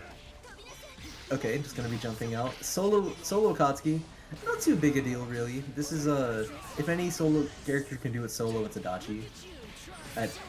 Yeah, solo Adachi will single-handedly kill your character there. No cap detect them, you know? No cap You know detect. what? I'm really glad I adapted my sentence there, even if it was a mistake.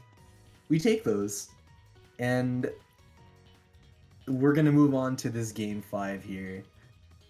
Okay, so what do you think Cade's game plan is here?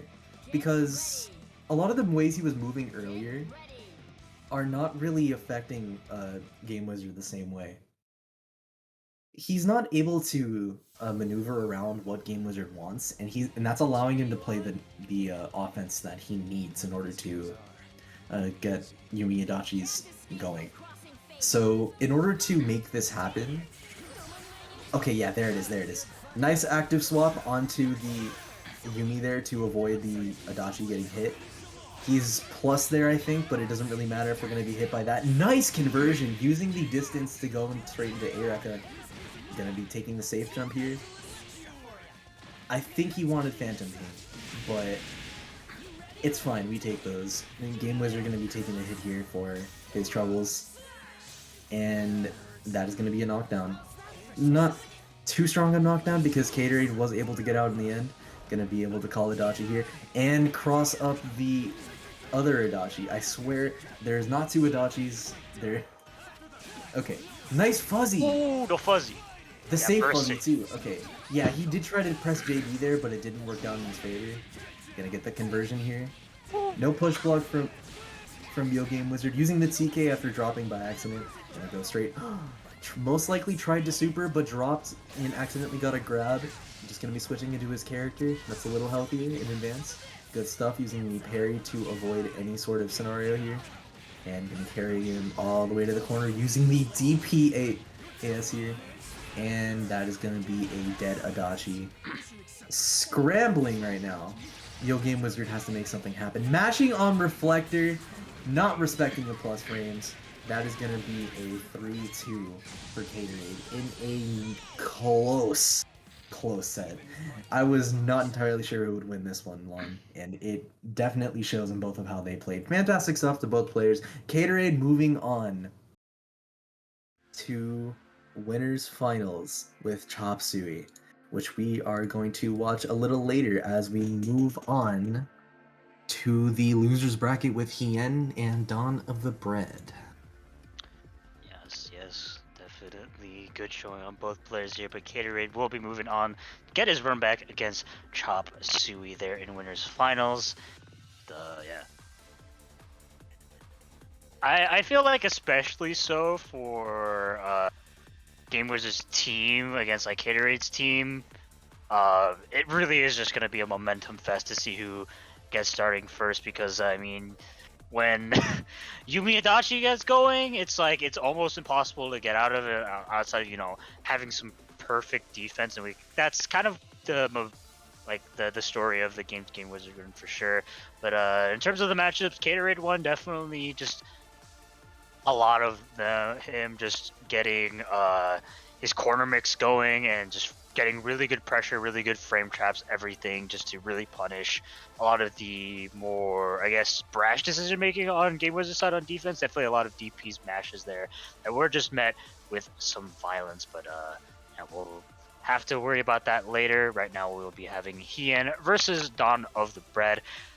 A very interesting matchup for sure. These are all like characters you don't really see very often. Like Hien's team, Noel Aurier, definitely a team that he is the specialist with. And I mean, have you look at this tank? Have you seen this tank? I think I have seen a total of one person play the character aside from Dawn of the Bread, and I think we both know who I'm talking about. But that person is unfortunately not here today, and we're gonna see the. I don't even want to call Tank a low tier because he's not. He's anything but a low tier. He's a joke. I mean, you could call him a joke character because, you know, it's a giant ass tank. But this guy, this tank is stonks. Like, this tank is like high key, like a really terrifying character, especially when paired with Adachi. Like this team can do some disgusting stuff, and surprisingly enough, we haven't really gotten to see a lot of that yet. It's just been really solid, like neutral and pressure coming out from Dawn of the Bread side, and we'll be met with some drive shenanigans there from the Noel. But I mean, look at the health bars right now, and this is gonna be really rough, especially since Noel doesn't really have the best time doing a lot of damage. I mean, you're going to be getting a decent starter here, but I don't even know what the damage is there. The tank is blocking the way. Let's just assume that in 10k? No, not 8-ish K. Yeah. I was very way off. Oh, very nice empty jump grab. Gonna be cashing out a lot of damage. Not gonna be keeping it all burst safe though, but will be popping the resonance after getting hit by the burst. Yahian not stopping anytime yet. Just gonna be avoiding a lot of these lasers, a lot of the Adachi buttons. And Dawn of the Bread really hasn't gotten anything going so far, but gonna be activating cross combo right now. Hien getting hit by that 5P, round the world combos with Adachi. Gonna be cashing out into the super. Don't think that's dead quite yet, but this is gonna put Hien in a one-touch situation for sure. And there she goes. That is indeed a dead character. Your boy Dawn of the Bread taking this first round. And okay, so we already know this is one hell of a volatile match. Neither of these players are really, neither of these characters, I should say, are that profound within the meta nowadays. I think we only really see one character that does that.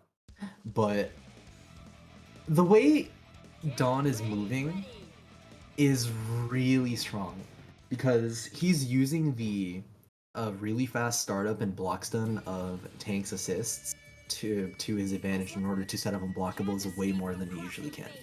And I really do like how Hien is using that knowledge to his advantage, because if he sees exactly what's going on, he is able to burst out of the scenario here. Nice jump out from your boy Dawn here. He's gonna be jumping out of that 2C, not gonna hold those plus frames. Did get the counter hit, but not gonna be making too much of it. Using his movement to move around Tank and try to avoid the DP. Gonna be taking the sender here. Not gonna call on him right here. Gonna be able to try to set up the unblockable. I really like the assist call though. Gonna be using the really nice scaling of Noel 5P to get some decent damage here. Unfortunately, Tank is a big boy, so I do not think this is a dead character. For sure as hell gonna try though, gonna be taking all that damage. Yeah, this is definitely not dead. Hien realizing that as well, trying to go for the overhead. Almost a nice air to air from Gachi, using the JA as well. Yo, 214B. J214B, neutral, is here. It wasn't a combo, but still. Gonna be taking the normal route here. Using the JC and converting off of it, hitting the assist, I think. Yeah, Noel yeah, sucks. that was bad. That was kind of unfortunate. Yeah, but almost really good idea trying to use that air stall to go over the BZ, but unfortunately got hit there by the Tank JC. Gonna be getting these corner loops. Yeah, and gets hit by the overhead. Not quite gonna be converted off it, but does find the grab. I think this is just gonna be a situation. See what character he wants to have die, and just gonna be choosing that Aurier instead of the Noel. Yeah, there really was nothing we could do there. It just like there's not much you can do here, and this is most likely gonna be dead either way, honestly. Yeah, that's a checkmate right there. No matter what, you can't even resonance through that.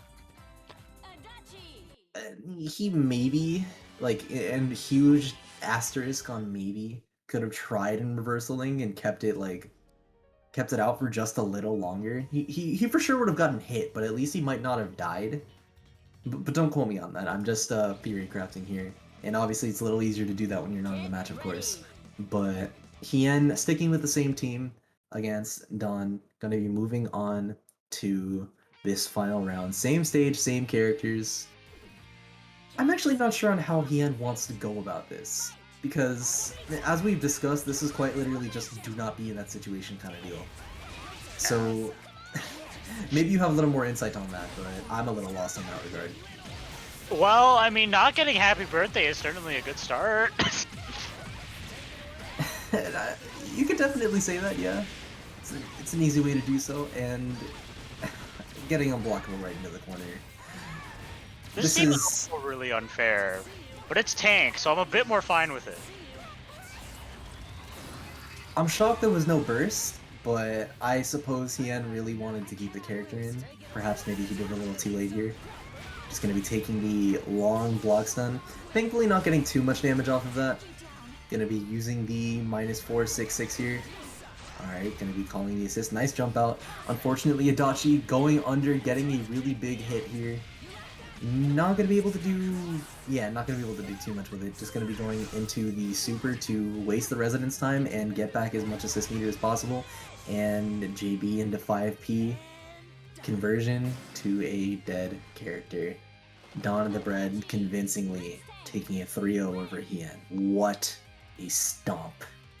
Yeah, definitely very unfortunate there for Hien. Had some stuff going in the first couple of rounds, but the sheer power and stupidity of the power yep. Tank Adachi it's hard because this team puts you also in one of those scenarios where it's just like I can't do anything. You can't do anything against BZO JC if you're not air blocking it. So it's just like, well, should have just not got hit. Yeah, definitely. Hien will be losing at least, top 8. Very good stuff for him getting this far into the bracket. But Dawn of the Bread moving on to the next round to fight Yo Game Wizard. And before we get anything else going, I gotta go thank the wonderful BBTAG Argentina pulling up to the stream. Love you guys as always. The goats. Yup. As well as BB Targ. There is another thing I gotta remind you. Now we got the BB Targ crew. I know they know what they gotta do, but I gotta remind the people that don't know about the Matcherino. Make sure you guys go over to the Matcherino page tonight, sign in, and click that claim code button for a free 25-cent donation to tonight's pot.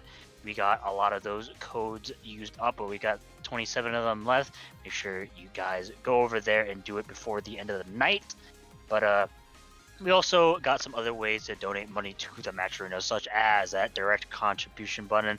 As you can see, our pot has gotten quite big, $226.75, courteous of a lot of donations from Yo Fave Scrub, Bullman, Kraken Atkins, Mito, as well as our streamer E30. So if you want to be one of those generous folks, doesn't have to be that much, but click that direct contribution button over on the top right, press it, and put in as much money as you would like to tonight's bracket. Doesn't have to be as extravagant as some of the other people that have donated, but it is much appreciated for sure. I think I also forgot to mention Drew Carroll that donated money. Yeah, shout outs also to him. But yeah. But if you want some other free ways to donate money to tonight's bracket, we got those wonderful sponsor quests on the side. Make sure you guys do those before the end of the night if you haven't already. It's as easy as following Diaphone or Rio151 over on Twitter.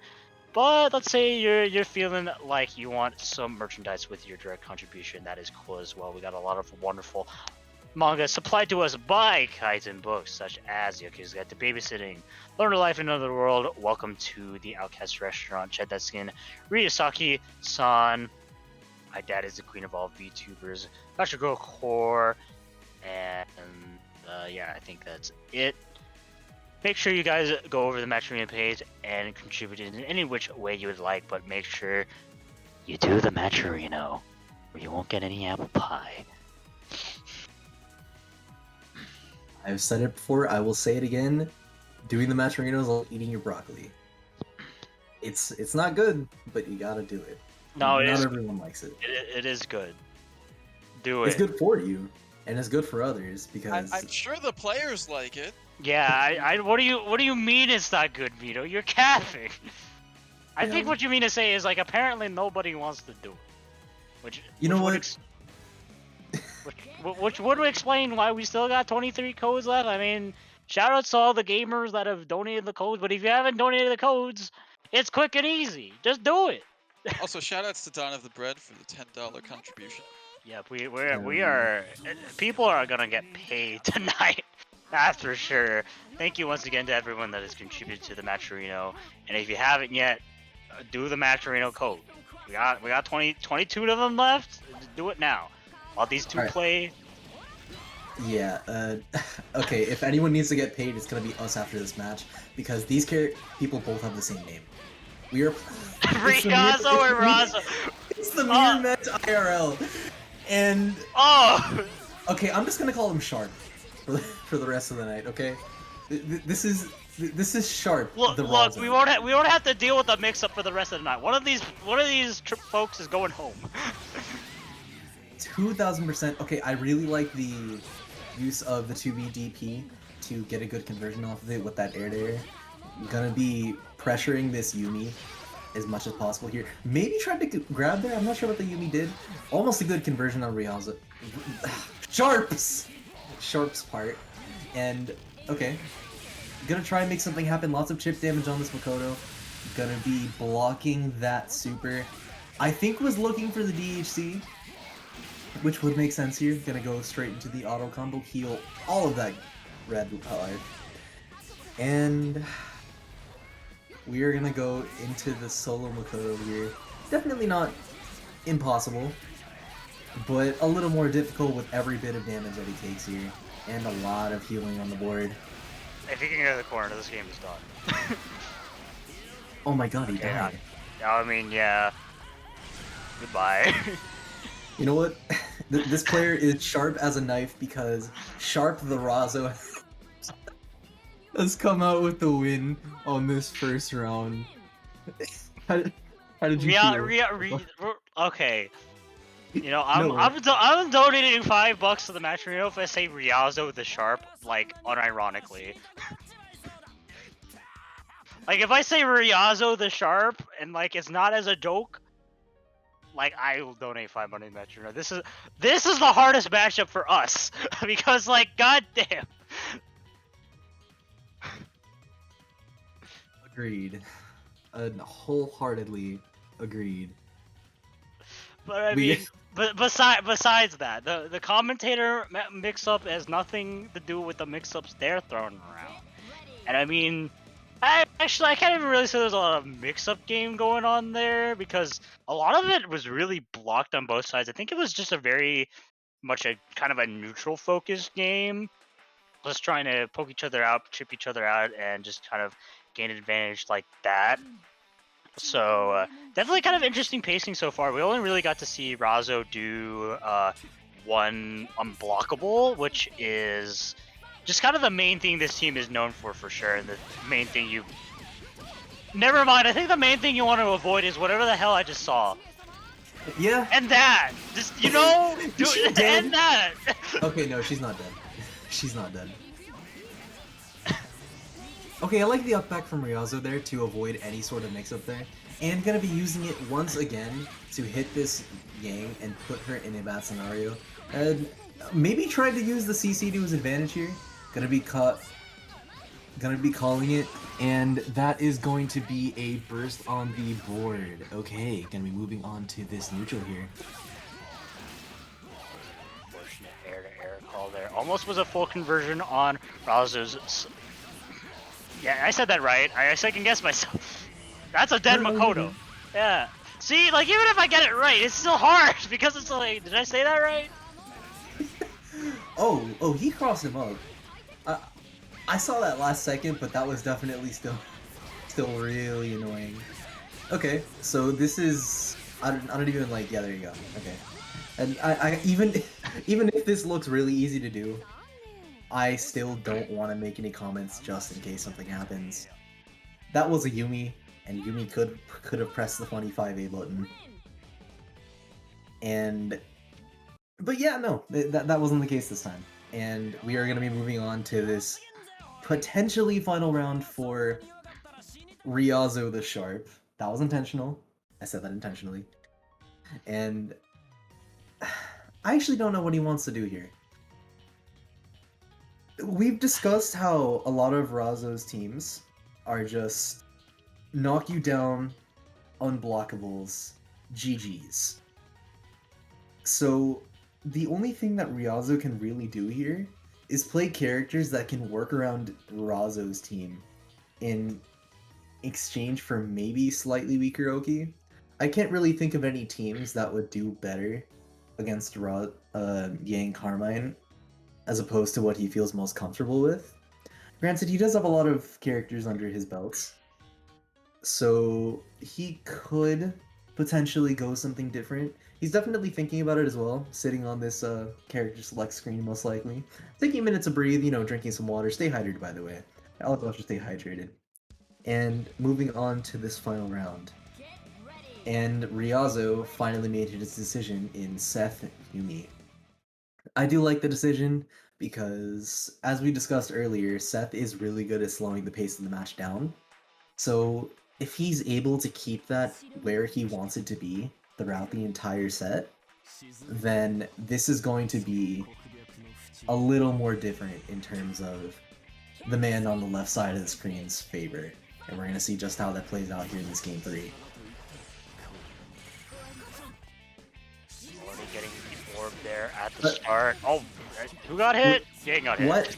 What happened? Oh, I think that was a throw. There's definitely some chaos going on here, but it's chaos going over to Ryazo. I hate this matchup so much. This matchup is hard. Oh no! Nice call out. Oh god, look how much damage that did. Okay, he's not dead, but this is really huge. Yeah, okay, gonna have to deal with the Oki here. Just gonna be calling out, using the Yumi here. Gonna get a full conversion too. A little too high for the 5B, so he wasn't able to get what he wanted, but yeah, he did get a hit here.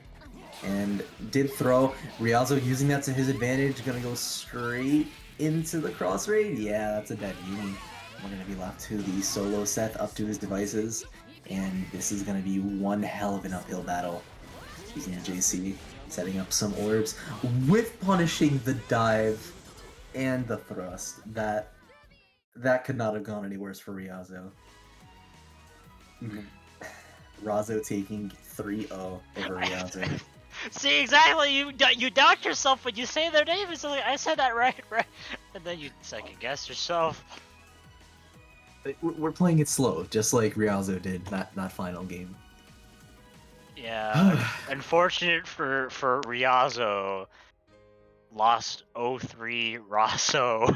Moving on to the next round with a Yang Carmine comp, and that was just a very rough matchup for sure. There's not a lot of great options against I'm getting their teams mixed up because Carmine Yang, just because of the threat of the unblockable setup is just so strong, and there's only like a couple characters in this game that can consistently get out of that setup. So unless you're very comfortable playing one of those characters like Akatsuki, Tank's one of them, Hawkman's one of them, just one of those parry characters, it's just something where the matchup is simply all about outplay, and a lot of Ryazo's teams don't necessarily like have that huge of an advantage against Razo's Yang Carmine. So that was like, yeah, choose your poison really. But we're moving on to the next round. And Yo Game Wizard actually plays something I haven't seen him play before, the Mitsuru Yuzuriha. And to a little more successful move. Just pressing the dive as fast as possible here. Okay, trying to keep his advantage as much as possible here, but getting his Mitsuru hit for his cause. Nice side swap here in order to get the corner. Gonna be using that to his advantage. Gonna be setting up as much as possible here to get this unblockable. Not too much damage since he did have to use a lot of that setup with the meter there. But we are gonna be taking a lot of damage afterwards because this is a 5C. We still don't block those. We're in rollback. I'm pretty sure it was that. I think as soon as you hit the Liz 5P, it's like actually inescapable with this team. And I haven't even mentioned Dawn of the Bread's team at all. Tank Elizabeth, if you thought Adachi tank was disgusting, wait till you see some of the stuff this team can really do. I mean, you have already. You've seen like Hama setups, just the 5P Oki. It's can be really hard, nay impossible to have to deal with. But I mean, as soon as you get hit on the Liz, it can be very much bearable. Putting her down into this one-touch situation, Donna the Bread's got to be really careful. But you can say the same about Yo Game Wizard here. Has to be really careful, but does find those EX slashes to slowly whittle down this tank, and finds a low. One more touch here for this big tank, and maybe even one more touch here for everybody on screen. I couldn't really even get out the words. As soon as I said someone was low, another character got low, and then Game Wizard died. Yeah, that pretty much sums up this entire match in a nutshell. We were talking about Mitsu Yuzu a lot because this is a team that you did tend to see the last patch a couple years ago. But you don't think a team like Liz Tank would be so strong? But they knock you down once, and you just lose. you have to eat an unblockable into all this damage, and it's loopable. And then you have to deal with Tank on top of you with his instant overhead JB. Needless to say, there's a lot to be said here. But since Yo Game Wizard's team controls neutral a lot easier, I think that's going to be the main determining factor here. If he's able to force either of these characters into a scenario where they do not want to keep in. Almost a really good conversion, but we're a little too far on the 5P there. But going to be able to get out of that unscathed. Armor. Bruh. Nah, tank things. It'd be like that. Yeah. DP? Yeah, DP. Alright, just gonna be holding that. Gonna be forced to block, and okay, more damage. This team really is strong in the corner. And I believe that's why your boy Don switched to it here. I'm gonna be taking Yoke here. Nice block, using the stance to threaten the swap. I'm not gonna be getting too much damage because Yuzu's minimum damage is relatively low once she hits that cap. But we are gonna be taking the knockdown on tank. Gonna be using a lot of the delayed assist. Gonna be getting this hit here, but unfortunately wasn't able to convert properly, especially off of that JC. Oh my god, is she dead? No way, she's dead. I think she's off. Oh, okay. Barely not. I'm capping. Jesus, I would've... Okay, no, now she's dead. Tank 4P. Very much an assist you have to, like, really play around. Super fast, super gigantic. It does everything in your taxes. Oh, okay. Nice use of the instant overhead. I like that a lot, actually. He forced that to happen in order to make a huge hit here. Okay, that actually did connect. I was a little worried that it wasn't for a second.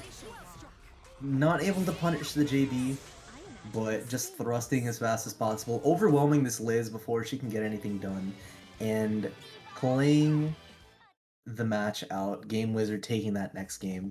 By the skin of his teeth, might I add. That was definitely a game that could have gone either way, but Game Wizard taking advantage of the chaos and throwing down as fast as possible.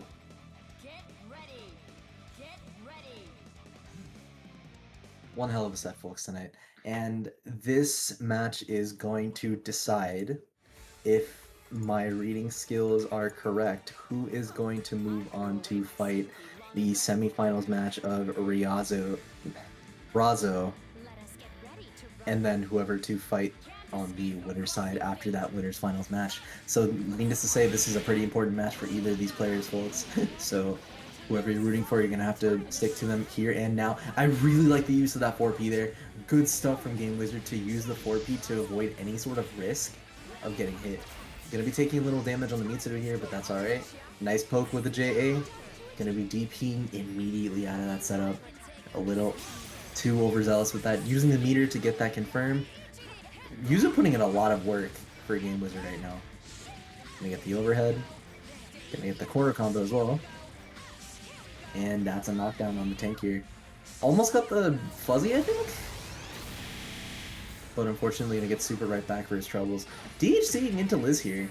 I guess to have the tank heal a little bit, just to make sure that he's able to... never mind. You just wanted damage there. Able to burst out of the situation, but unfortunately got hit by the latter end of Yuzu DP.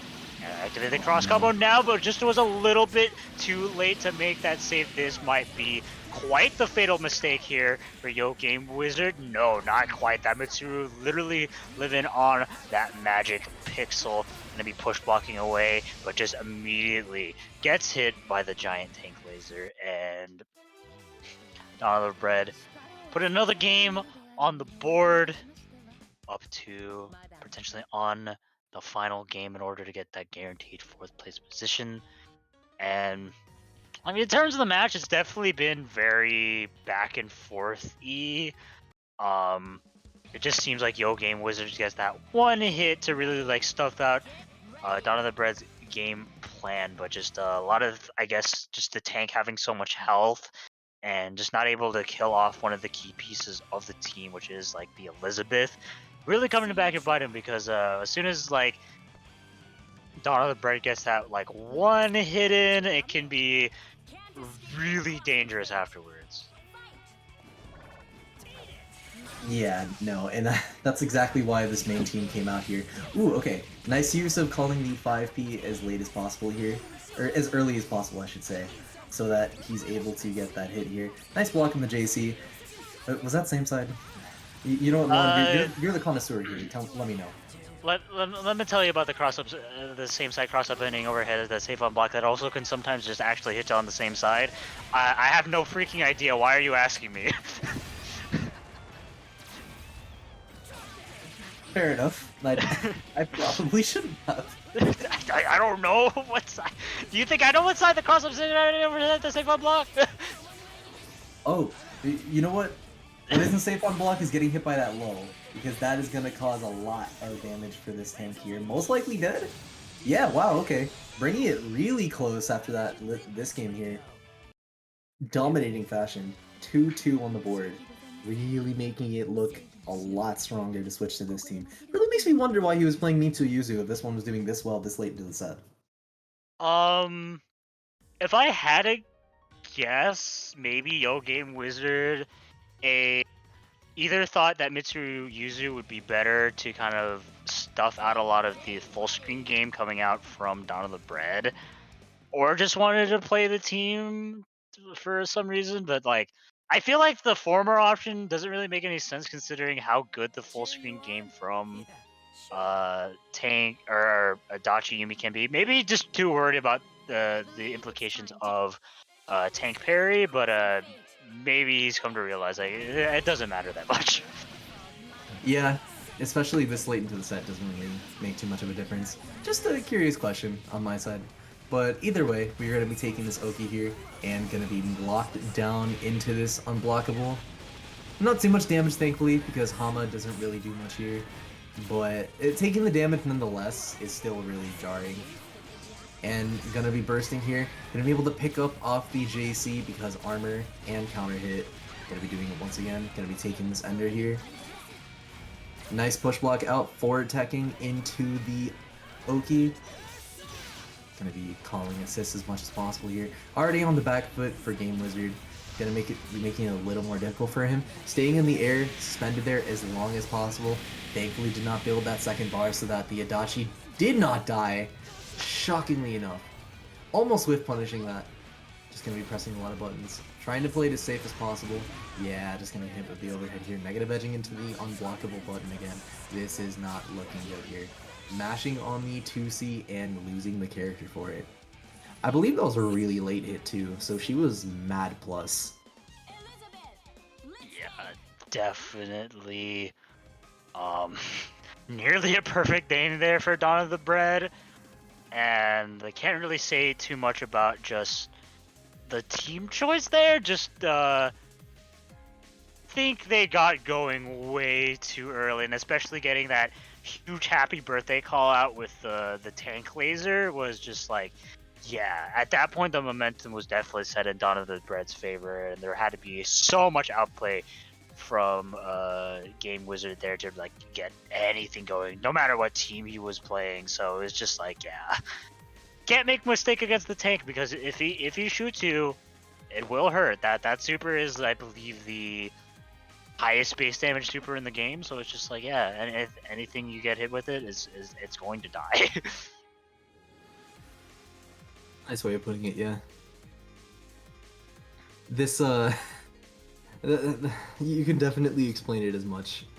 I feel like I'm speaking in the metaphorical a lot right now, but that's really the only way I can describe it. It's such an interesting and various thing. So, you know what? That various thing that just occurred, the vagueness I'm speaking with right now, that can all vanish as we move into this next winners finals round between Chop Suey and Caterade. So something I really like about this match is, and just this tournament in general, is since it's so close to Big 8, and now that everyone is able to join similar tournaments so long as they're not with a terrible connection, we're going to be seeing a lot more of runbacks like this, because there are a bunch of strong players that are going to be playing each other a ton, and seeing them in another tournament to get those runbacks is really interesting. Just as interesting as using that movement to his advantage. Almost as good as using that backdash assist to call out the Chie here. Gonna be taking that safe jump. Gonna be going with a mid. Gonna be holding him down too. Trying to TRM him, but didn't really get too much off of it. Nice call out there. Gonna try to jump out and use the assist, but didn't do too much with it. Gonna be playing a little more basic of a neutral here. Gonna be throwing some projectiles from full screen. Gonna be calling out the Naruto to get to that level 4 resonance. Gonna make sure that Chop Suey cannot play his game, even though most likely his goal is to let the Easy heal as much as possible. Yeah, after that is approaching. Nice JA! Realizing that Chop Suey was going for something that he had to deal with here, and using that to his advantage. Gonna be able to get the ender here and kill the character, recognizing the JC hits before there was any threat of a burst. And he's gonna be parrying the incoming here. Nice tech on the throw, both of them realizing that the layer 2 has been established. I'm gonna be going for the loop here and into the safe jump. Right here. Not using the assist whatsoever. I'm gonna be baiting out both that and the DP. This is most likely a dead character, and we are gonna be killing with a cross raid. A clean game for Caterade here. Out for blood after that loss in Big 8. Yes, and don't think I quite caught a lot of Big 8 last night. What was Caterade playing Akatsuki Kuro? Okay. Yes, he did. Yeah, so this is definitely like quite the statement to make. Taking after losing like down 6 games, sweep, taking one for the first game very dominantly. Yeah, Caterade feels like it's back in it. No. To be able to have to lose your first tournament in what seems to be a really long while. And I know he's lost a few before in between his reign the last few months, but it still must be a blow to have that streak completely ended. So it's really interesting to see this here. And we're going to be moving on to this match right here. Going to be using that backdash to his advantage. Going to be setting up the sandwich. Not letting him get anything started here. Unfortunately dropping the combo. Nice burst on Chop Suey's part. Going to be mashing out of the dash cancel. And going to be going into the neutral.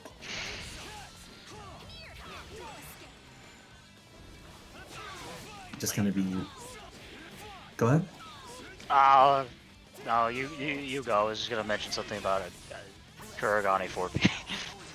Yes, Kurogane 4P, the GOAT. The savior of all souls. Killing this character as well.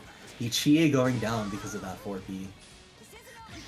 I really like the setup that Kate just did there, because Eitatsu often does give in air tech after the 6-second timer.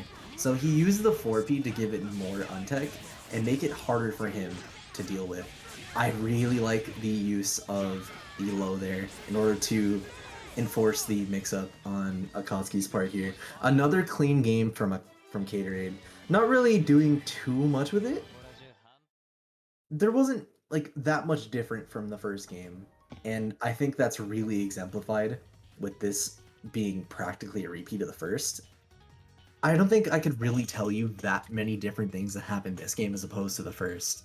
It almost feels verbatim with how that just went down, and Chop is gonna have to make he's gonna have to escape Hedgehog Day on this one if he's gonna make sure he Groundhog's lives on Day. to the grand finals.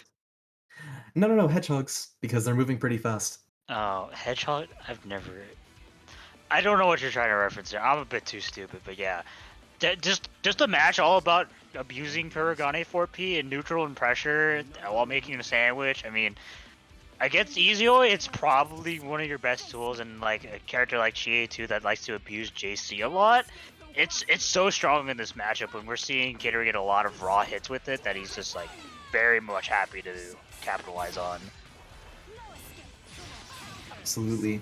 And having the usefulness of both the 4P and the parry, fantastic awareness to use the Eitatsu to get the cross up there, even on such an odd hit. Already playing the mind games here. Ah, no, getting hit twice by the Bitatsu. Gonna get hit. Not getting hit, but gonna be pressing low. Gonna be throwing off of these plus frames. Most likely a dead character? No, even the super whiffing. But even if that did hit, Akatsuki wasn't gonna be able to do anything there, unfortunately enough, because he did just call the assist. So we are gonna be going into this OP with Chop Suey here. Can, excuse me, be swapping into the Chie. Make sure that the Izuyoi heals as much as possible. Gonna be parrying all of these meatballs, rendering any of these things completely moot. Gonna try and keep Chop in the corner as much as possible here. Using the Eitatsu and the 4P, but unfortunately not get anything crazy off of it. Press just JA this time to try and air to air most likely. Either that or did a messed up TK. Gonna be going straight into the loops here and gonna carry him to the corner with this. Yeah, gonna be killing the character here most likely. Not particularly scaled. Yeah, that's a dead GA. And this is a solo Izuyoi to make a full comeback with. Tried to make something happen there, but getting hit by the 4P. And we're going to be taking the safe jump Oki here. Didn't call Kurogane. Popping the resonance right now. Oh, and then very unfortunate 5C just got followed up by there with the 6P. Yeah, Caterade was like, bro, you 6-0'd me. I should have a 3-0 you right now here in Winners Finals. Did not stop for a single second there. Even though that match took way longer compared to the last two matches that we had so far, very much a game. Completely dominated and controlled by Caterade. Chop Suey just got hit by so many 4Ps because just really excellent space coverage and movement, really abusing it and like being really tricky, trying really hard to make sure that Chop Suey wasn't able to hit him at all.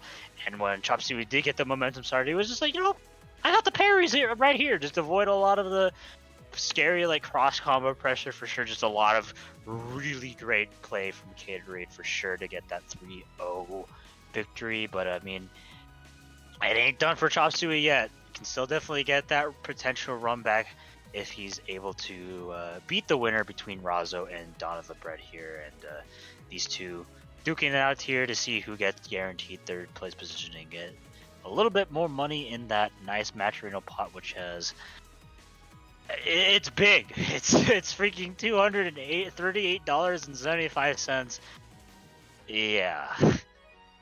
Jeez. Okay. Atkins can't donate money in peace, bro. Yeah, I mean, speaking of the match, actually, since the night's kind of winding down, Mr. Mito, would you like to remind the audience one last time about it?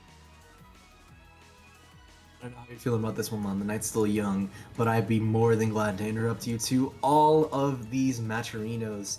We are currently supporting with $238 on the board, $239 if you want to round up.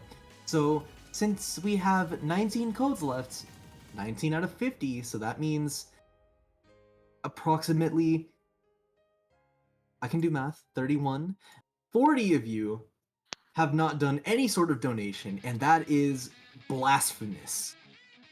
I need at least 19 of you to come over to this Matcherino that we are going to link inside of the chat and give us all of the support you can get for tonight. Granted, the pot is already high enough, but you can never have too much money, am I right? So please come over to the Matcherino, show us just how much support you are willing to give the scene, and thank you so much for coming over. But you are not done just yet, because there are a bunch of other ways we can do that as well. You could download the app of Text Now and donate $2 to the prize pool. Follow a bunch of people on Twitter such as D44Bass and Diaphone_. The underscore is important. And Rio51 for a various amount of prize. You could also subscribe to the same person on YouTube for another small donation. And if you want just a little more with your donation, to make that money a little more worthwhile to yourself, worry not, because we have the sponsor of Kaiten Books on our side.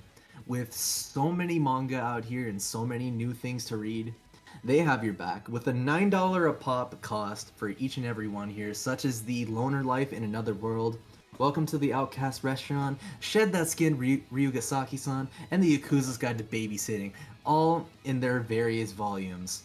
So go ahead and head over to that Matcherino, pick up whatever you like, follow as many people as you can, and donate as much money as you possibly can. No obligations whatsoever for anyone that is currently coming in.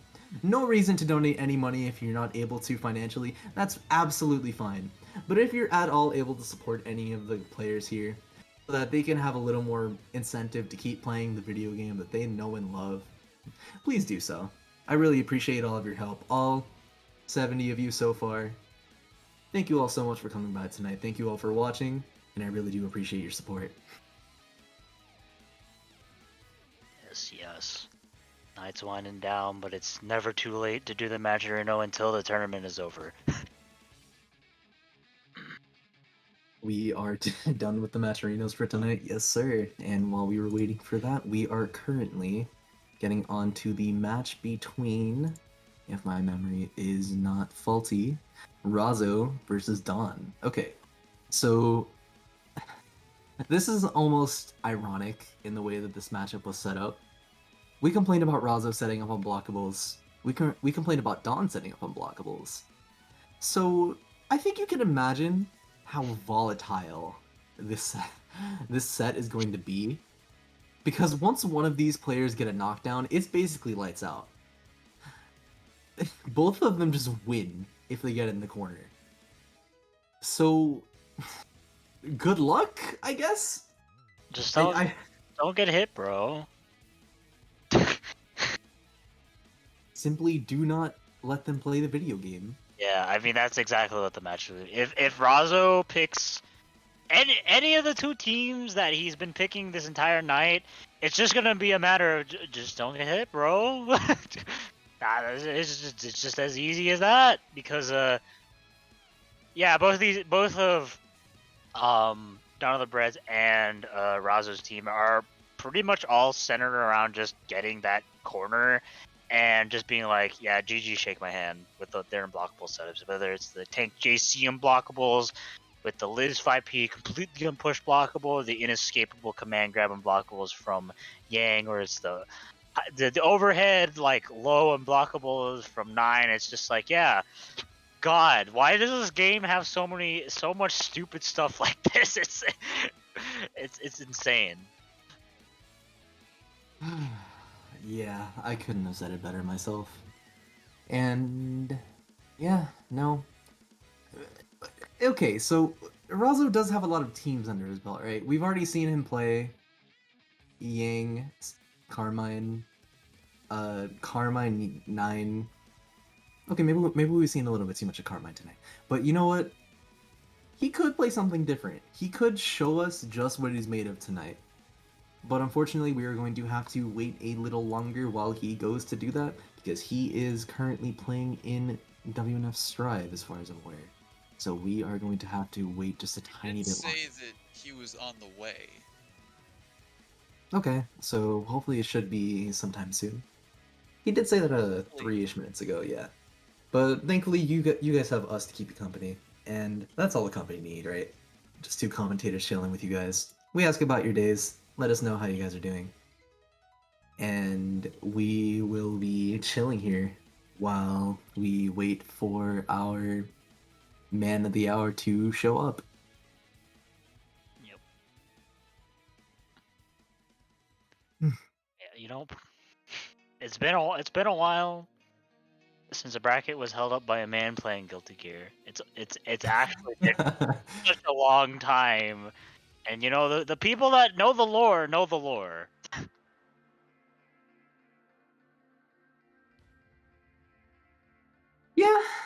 Yeah. This set, according to the Smash set here, is going to be the determining factor for who places top 4. Because whoever loses this match stays there, and the winner moves on to losers finals for a guaranteed prize at the pot. And other way around, a shot at the prize. Yeah, there you go. And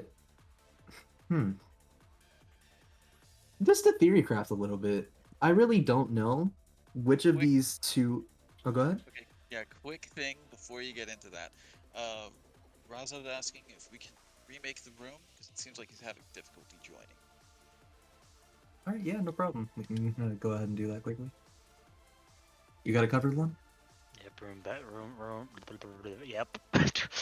Beautiful. All right, gonna quickly head back into that room. And now that we see that Razo is currently readied up, we can watch as we play the game. And I look forward to seeing how both of these players interact with one another as soon as we see him in the room.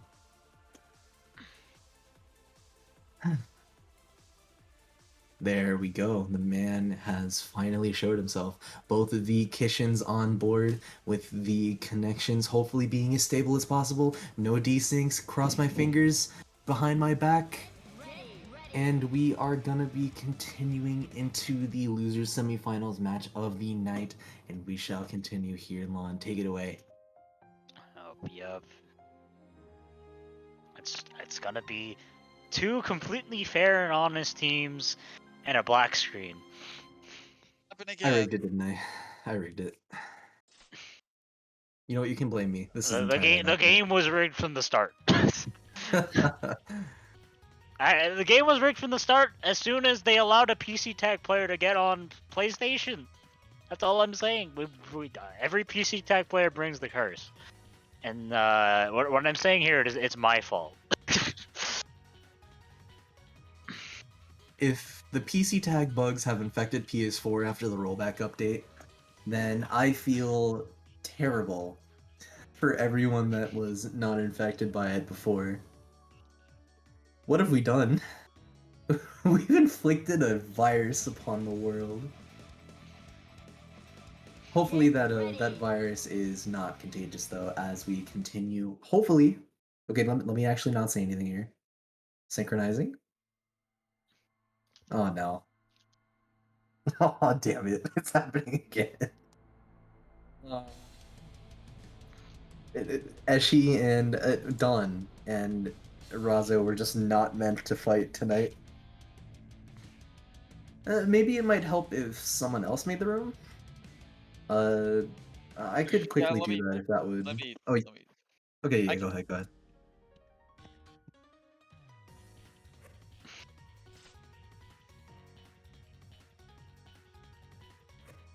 Yeah, that would probably help too. Welcome to PC Tag, folks. I hope you guys enjoy your stay. It's really unfortunate that it happened so late into the tourney, though. God, it really wouldn't be. It really wouldn't be PC Tag without. Actually, has anyone got it signed out of PSN yet? That's the real test. That's a real test to know if PC Tag is here. Hopefully not. God. Am I gonna have to say this port sucks even to the PlayStation version? We just got rollback, and it's already being broken. This is like, what is this? Day 6?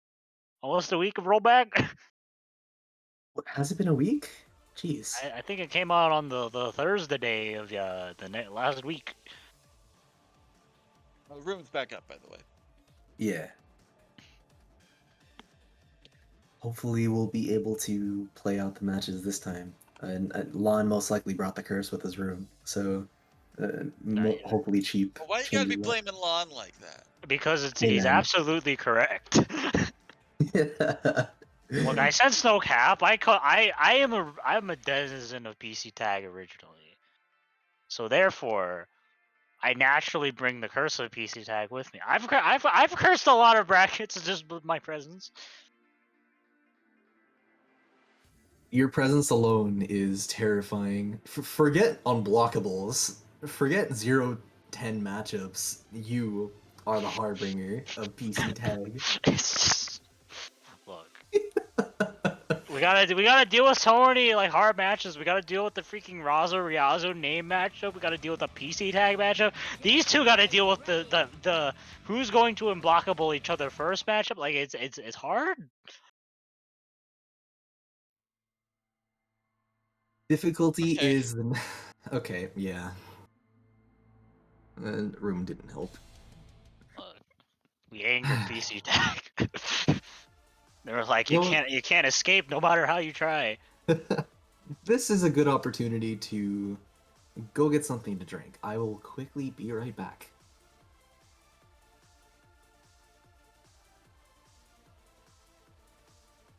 Man.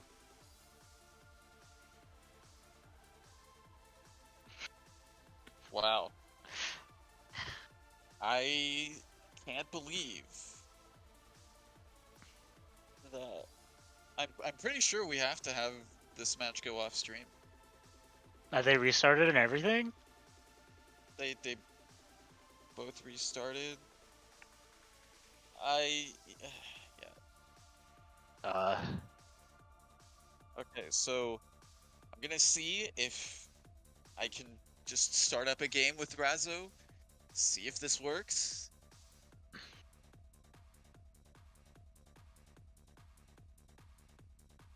It works. Already Yeah. off to a much better start, yeah. Yeah. Oh my god, it's better than PC Tech. Yeah. I haven't played PC Tag in a hot minute. I mean, I haven't really played that much BB Tag, but like, did they finally like let us leave room on PC Tag? I'm guessing no. No. God, No, they didn't. they had so many chances. Why does this port suck? They changed virtually nothing about the PC Tag port. Bruh. It was unfortunate. Which is why a lot of people are praising the PS4 version now. Because PC Tag made the game feel a lot worse. Okay, so it looks like Razo and Cheap were able to connect properly, so we are going to try and see if Dawn can connect Please. to Razo one more Please. time. Let it work. Please. Are you kidding me? Ah! Oh, no. The worst part Why? is if this match gotta go off stream, We have nothing to put on stream. god damn.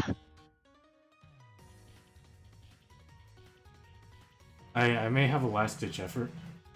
Yeah, what is it? So I suppose Dawn of the Bread or Razzle can create the room, and I'll hop in there myself, and then I'll just stream the match from Discord. Hopefully that'll work. Yeah. Maybe. It's worth a shot. Yeah. If this doesn't work, we will simply pain. Pain and suffering.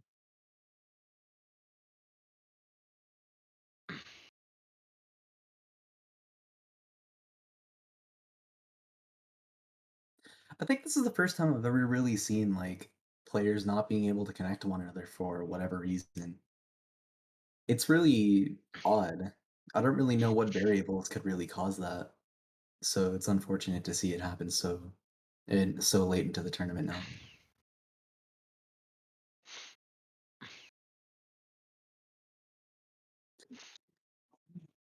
I'm just wondering what it is because Razzo is able to connect fine, and we've seen Dawn of the Bread being able to play games. We've seen both of them being able to play games, but for some reason, just can't play each other. At least not on the stream.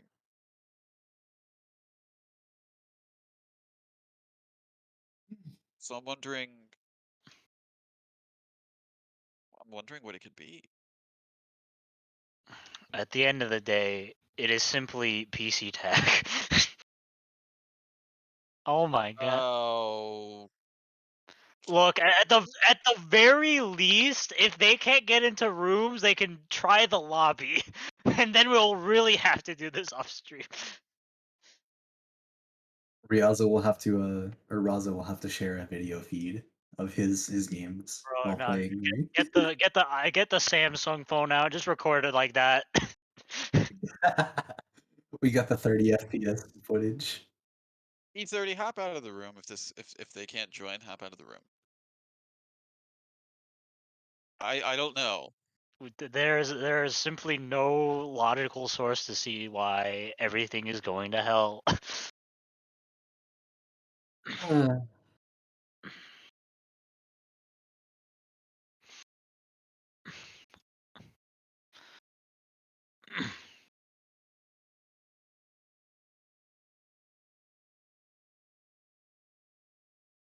right. Well, I don't know then. We could. I'm trying to think of something we can suggest here, just so we can have something on stream while we wait.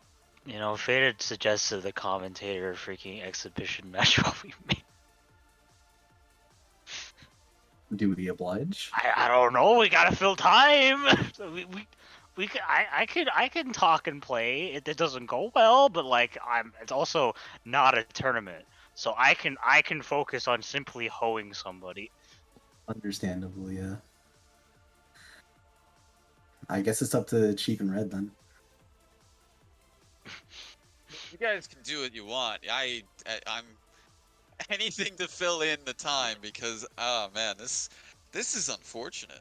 Yeah, this is very unfortunate. Get in here, Mito. We're doing the first to get hoed Sure. commentator exhibition. Yes, sir. I don't know the metric of like what hoery is exactly. We are going to need a professional source. Unfortunately, Eric is not here. Oh, no. we can't, like, this is all we could do. We could watch my whack ass Celica. Look, I'm going to announce what I'm doing. We have good news. They're able to play matches in the lobby. Oh hell yeah! Hell yeah. So they are playing their set. Right. I can do this. We just can't see it. Just can't see it. I am so sorry. You know, just telepathically commentate the set. I saw Ashley get a pretty nice JC Aaron blockable here. Just like you can't block this 214. Damn it. I think the game just didn't want us to see all of the unblockable shenanigans that could happen. I didn't want to see it either. That was too much for my poor heart. Hey, you like sandwiches? What's your favorite type of sandwich, Mito? Knuckle sandwiches. Oh, that's violent. Yeah, what's wrong with that? You don't choose violence? I mean, it's not a complaint. It's an observation. You see, what if I simply DP'd? And what if I simply JC'd? I won't stop. Oh, I'm nice. Ooh. My footsies kind of go crazy. Yeah, you're really footsying me right now. Yo, my footsies kind of go nuts. Does an air button. My air footsies go crazy. You took 11k for that? What did I hit you with? You remember? Do you remember what I hit you with? That's I I wasn't think. watching. Damn. もしかしてやりすぎちゃったかな。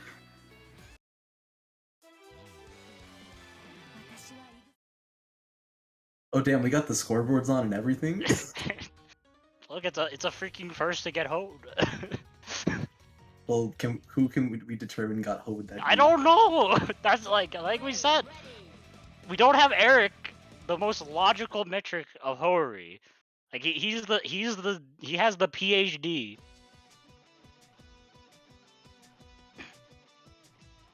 Ping the man while we wait. Yeah, it's this way.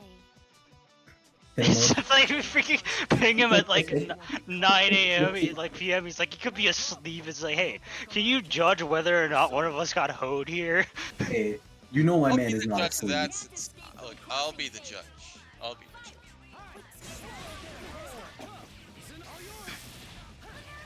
Yo, bombos. Neds.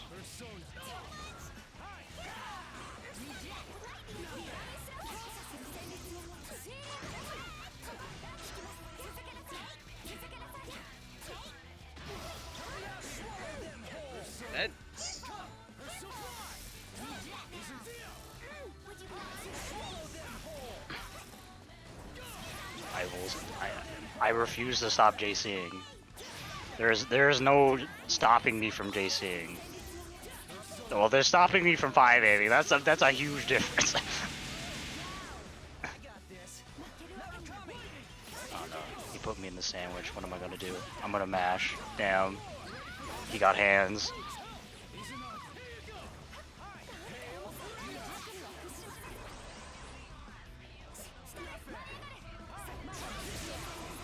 That's not gonna hit. Okay, so yeah, you got hosed.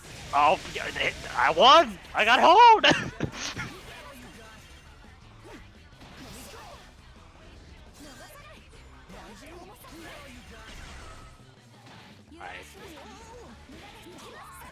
Oh my god. I'm hoeing myself too.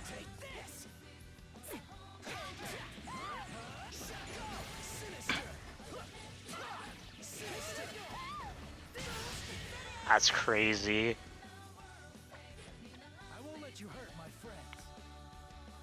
Oh, 2.0. It's fine.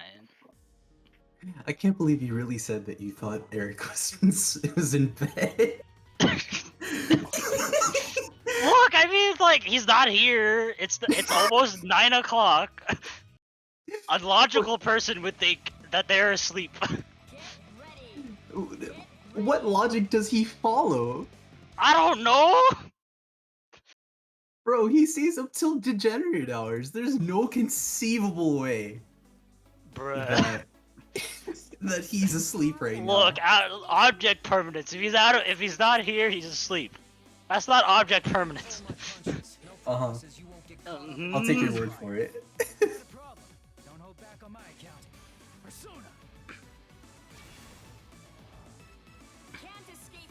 That's okay. He will not be able to beat my round start. Damn it, he beat my round start.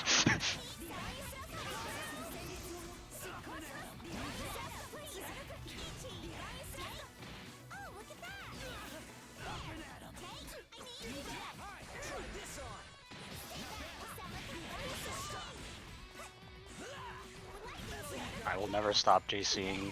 You cannot stop me. Ah! See, you didn't stop me from doing it. I simply just got punished for doing it.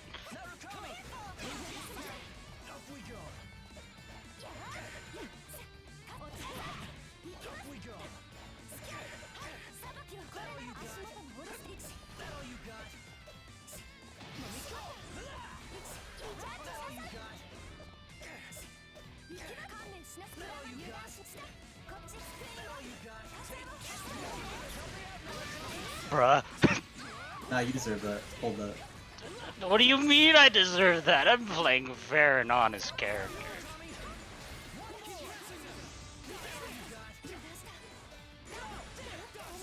Oh.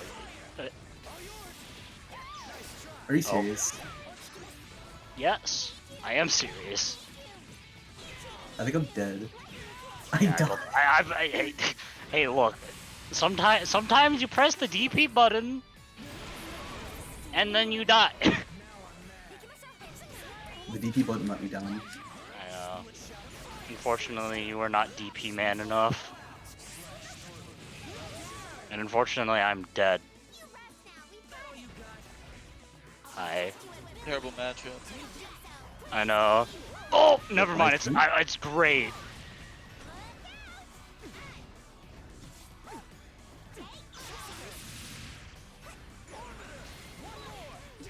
I Juan, stopped please blocking. block. What do you please mean? block. What is a block button? There's no block button in this game. How am I supposed to do that?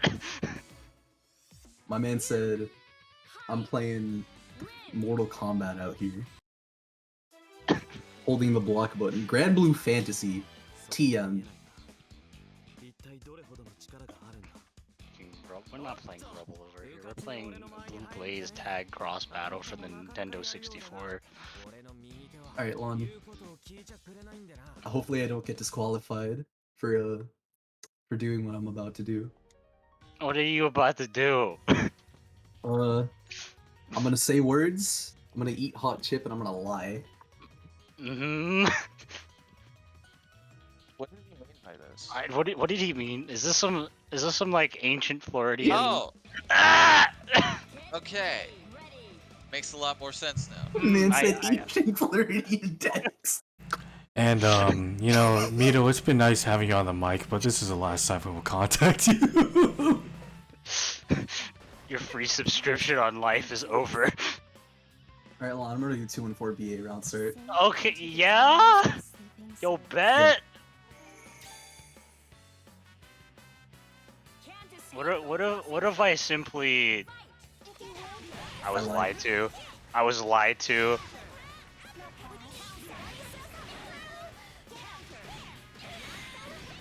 Yo, my man's is mashing. Understandable. Mash this. Keep, I'm pressing 5A, why isn't it working? I don't know why you're asking me. He's not the Yumi player. It's fine. There's only one way to beat the world's strongest soldier. Nah, get this character out of here. This is the only way you can win. See, Bro. This character. Bro. I'm not gonna stop. Oh, I'm hit. What a shame. That's crazy. I guess I have to kill him now. Never mind. He's a gamer. He's a gamer. He's doing gamer things, and I killed him. You know what? I did the 2766 route, we take those.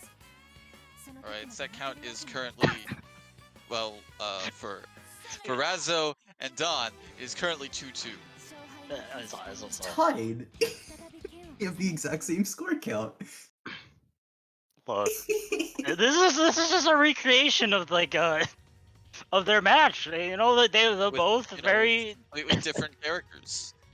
Nah, I don't know what Yeah. you're talking about. Yeah. Alright, who's the most hoary characters here? There we go. Ragna. No. What do you mean, no? I disagree with what you picked. I very Nah. much disagree. Look, Faded's in the chat. He can tell me how much of a hoary character this is. No, I can tell you with 100% certainty Ragna is a Hoari character. I did not want to press the best move in the video game, alright? I want to Why? play some. I want to play honest neutral. You're playing Yosuke. Bro, Fine, you know what? You want to play honest neutral? I'll give you honest neutral. Yosuke sucks.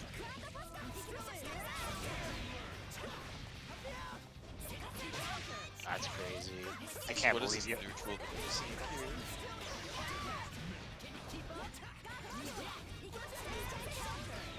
I thought. Yeah? Yeah. Yeah, go yeah? on with that insight there. Woo! I'm not nice. That's Yo, my where's- insight. I'm gonna DP. Oh. Or Dead. maybe he's just gonna die. Okay. It is fine. My secret plan will come into fruition soon. You will not be able to beat my neutral. Oh Yeah. He has activated my trap card.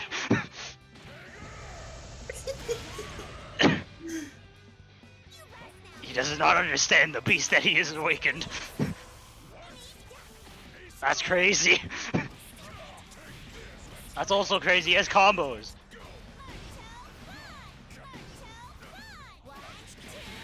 I'm mashing. I went low the one time. It was the mix up. Yo. Healed the full too. I got perfect. That's crazy. Okay, so it seems like we're going to have a test to see if Razzo can connect with Chop. All right.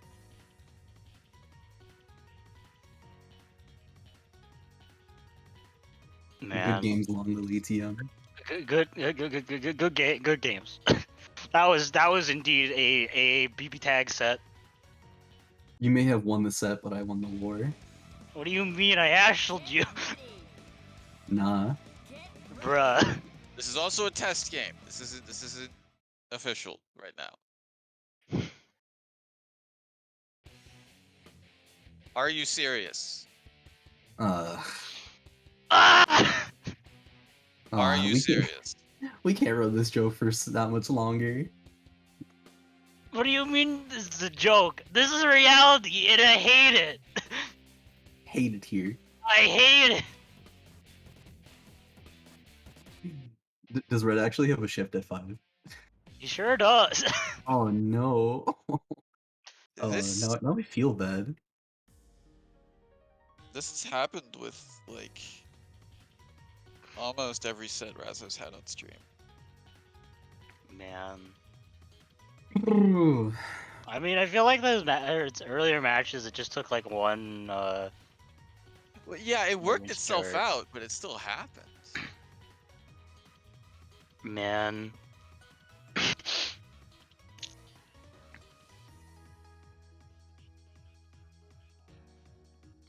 This is what we call honestly not incredible. All right, so what is it? Yeah, okay. Razzo's gonna try something. So he's gonna see if they can connect in lobby or public lobby, and then see if they're able to connect there. And if they're able to connect there, going to see if that recognizes they can play. So then they come back to the stream lobby. Sounds good. Sounds good. In the meantime, I will be right back. I currently have to go use the restroom. Oh, it's been- Very much a fingers crossed moment here. This is probably one of the worst possible things that can happen, especially at the point we're at in the bracket. Oh. God. Raza takes am- the tournament and he's like, we don't get to see what he did. Uh, I know it's like no fault of my own or anybody's really, but still, I apologize. This had to happen, folks. Hopefully, we get matches able to be played on the stream soon.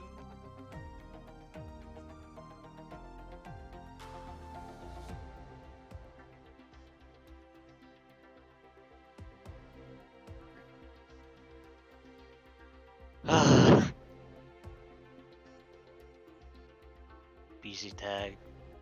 It is simply just PC tag, and I mean, I gotta shout out the people that you know continuing to stay here despite all these technical difficulties, and you know, whatever the hell. You're all wonderful, by the way, for sticking around while we have just whatever we have going on right now. Yeah. Especially like you East Coast folks that like have definitely it's definitely late over there. So like yeah.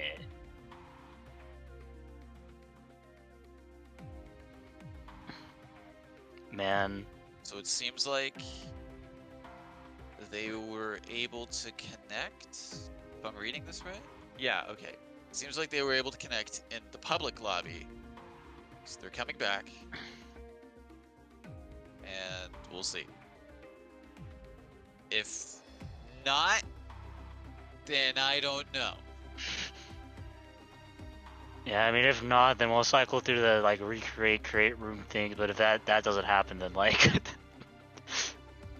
world's first loser finals had to be playoff stream because this port sucks. PS4 bad.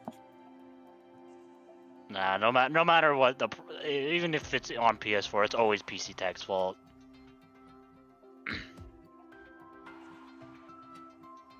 You know, technically PS4s and Switches are just miniature PCs. So yeah, every version is technically PC tag. I mean, Razo not able to connect to the room now.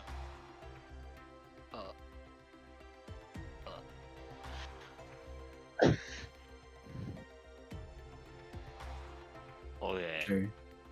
Well, E30 be our hero. I trust him to make the Left 4 Dead lobbies, so I will trust him to make the BB tag lobbies.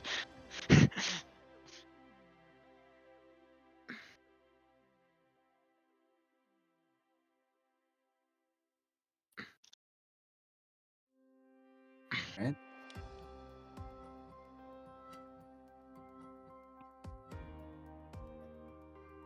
Let me switch off this godforsaken team before we go.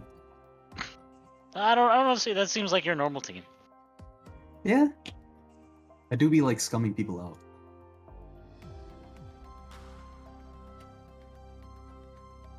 Almost as much as a lot of the people on stream are going to get scummed out if we do not get to play this match out.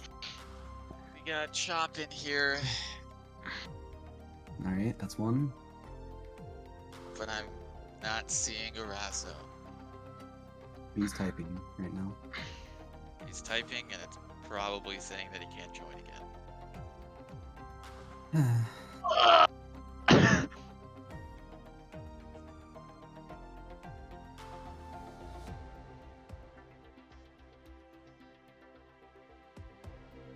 And Just want to say, this sucks.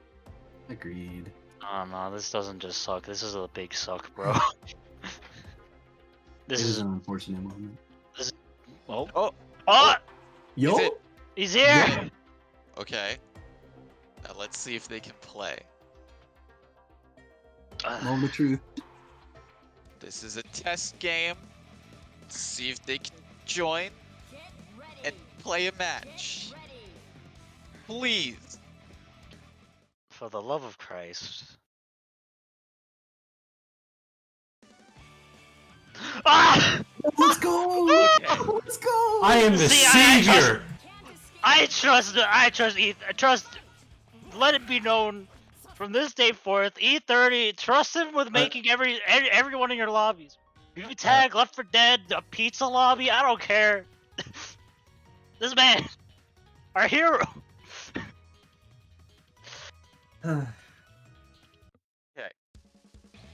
So it seems. You know what? I'm not going to say anything until I see it actually connect again. Good call, good call. Oh my There you go, We alright. found it. Oh, okay. Seems E- like we're good. Guys, do your thing. all right. It's Hell been a while since we've commentated a real match of BB tag. Don't think that those matches were real. I hope to God you don't think I play like that because it's true. But I hope you don't think I play like that. Anyways, Chie Easior versus Yang Carmine. Let's see how this goes. Brave. Well, almost a punish with the JB there, but unfortunately a little too far for his bridges there. Gonna both be feeling each other out here in this neutral. Since this is technically the first game that they've been able to play. Using the throw tech to his advantage there, still keeping pressure even after. Gonna be able to mash out of that as well. Just gonna carry them all the way to the corner. Not too much damage, that's alright. Jump cancelable 2C by the way. Gonna be carrying him out of the corner, gonna be pressing that JC button. Gonna be keeping it as burst safe as possible, trying to zone out this Yang. Using the opportunity of the whiffed 5B to make something happen here. Gonna be wasting out that CC timer. No burst on the board, but you don't need burst when you have a 5B like that. And dropping the combo. Maybe wanted Karma? Definitely wanted to make a decision there, but that is most likely going to be a dead character, going to be pressing that. Okay, yeah, it actually did hit. I was slightly worried that it wouldn't for a second, Yeah, gonna have to block that. Just zoning out the Yang. Nice call out. Unfortunately, all out of meter. No unblockable. Well, technically an unblockable. Alright, gonna side swap here. And yeah. Sunderland's game looking quite good for Razo. Can he finish the plate? No. Yeah, that No. was gonna be a very close combo for sure, but at least got a little bit of life back. Wow, what a brave 2C. Was able to catch the active swap or the raw tag there, but got immediately put in the sandwich. Unfortunately, missed that 5A meaty, and that's going to be quite the fatal mistake, allowing Razo to fire back here with this Carmine punish. Yeah, go get that health back, but not actually going to go kill the easy. You know what? Stay meter positive. He's baiting the meter. As a Street Fighter TM tactic. Oh no, that might actually hit. Yeah, okay, that's a dead character. Yeah, that's unfortunate, but this is okay because we're playing Carmine. Carmine in Resonance. But I don't think it's gonna matter too much if we're getting clipped by the low end. Yeah, that's a dead character. And that's gonna matter huge for this first game. Chop Suey taking game 1. Finally back on track, Folk. Feels good to be here with you, commentating these matches once again. Yep. We're really here. We're playing the game. But yeah, very close match for sure. So I'm a little bit more boned out considering, you know, like the past 30 minutes of trying to get this game to work. But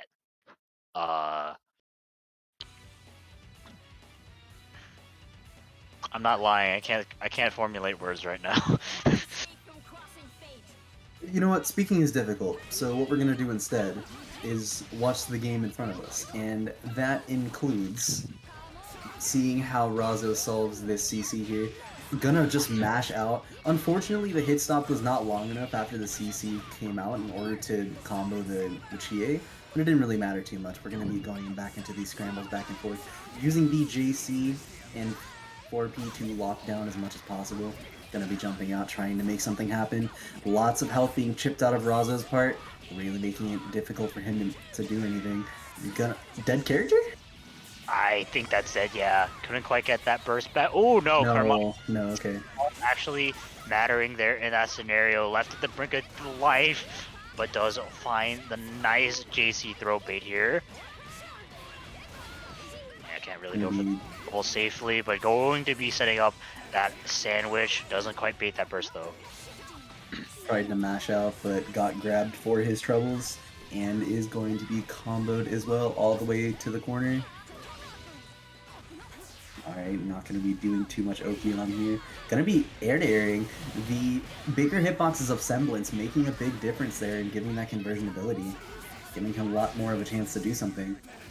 Going to be able to kill a character here most likely. Yeah, that JC starter is not going to scale that much in comparison, especially when you have 4 bar in the meter. This is definitely a dead Izuyoi. Solo Chie on the board with 2 bar, and a Chie with 2 bar is something to be feared.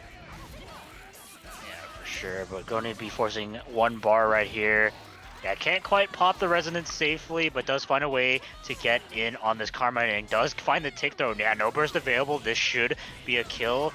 1v1 situation on both sides. Both of them can be very volatile considering the characters they're playing, especially considering this Semblance Yang. Runaway probably wants that opportunity to go into the meatballs, and a very brave shoulder tackle in will be punished though with that 2A. Too much of a scaling on that combo to really kill anything, but Chop Suey definitely getting an advantage here, but can't count Razo out just yet. One bad like 5B could spell the doom for this Chie. Razo's playing really good corner control right now, is what I would have said until he got hit right there, and that's a dead character. You know what? I take full blame for that. That's entirely my fault. That entire scenario. When you commentate the game, you sometimes just gotta accept you're gonna host somebody. I inadvertently hoed Razo. Razo, I'm so sorry. Man. Please forgive me. Well, You know what? it's not going to matter too much because we're going to move on to this next match here, and we are going to see Razo come back from the depths of being hoed and going to be hoeing back in return with the Merkava Hakumen. Yes.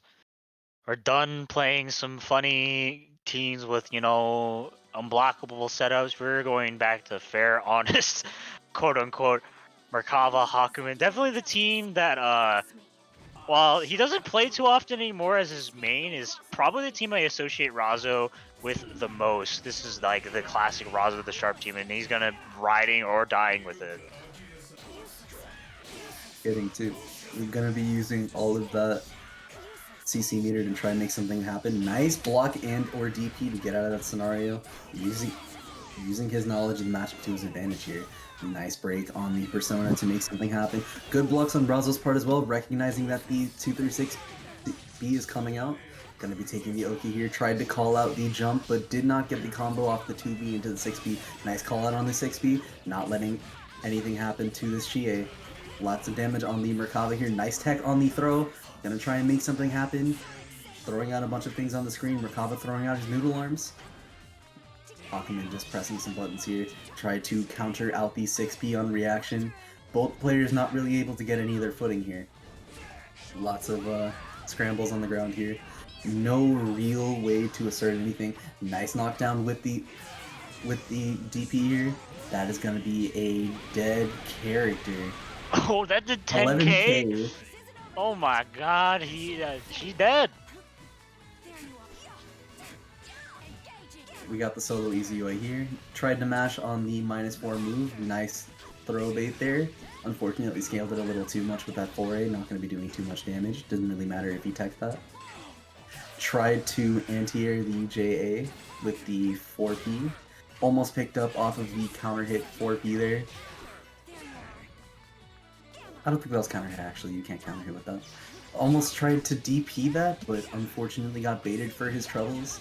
He's not going to cash out yet though. He is still baiting throw. And that is actually going to be a dead Hakumen. The chip finally making a difference here.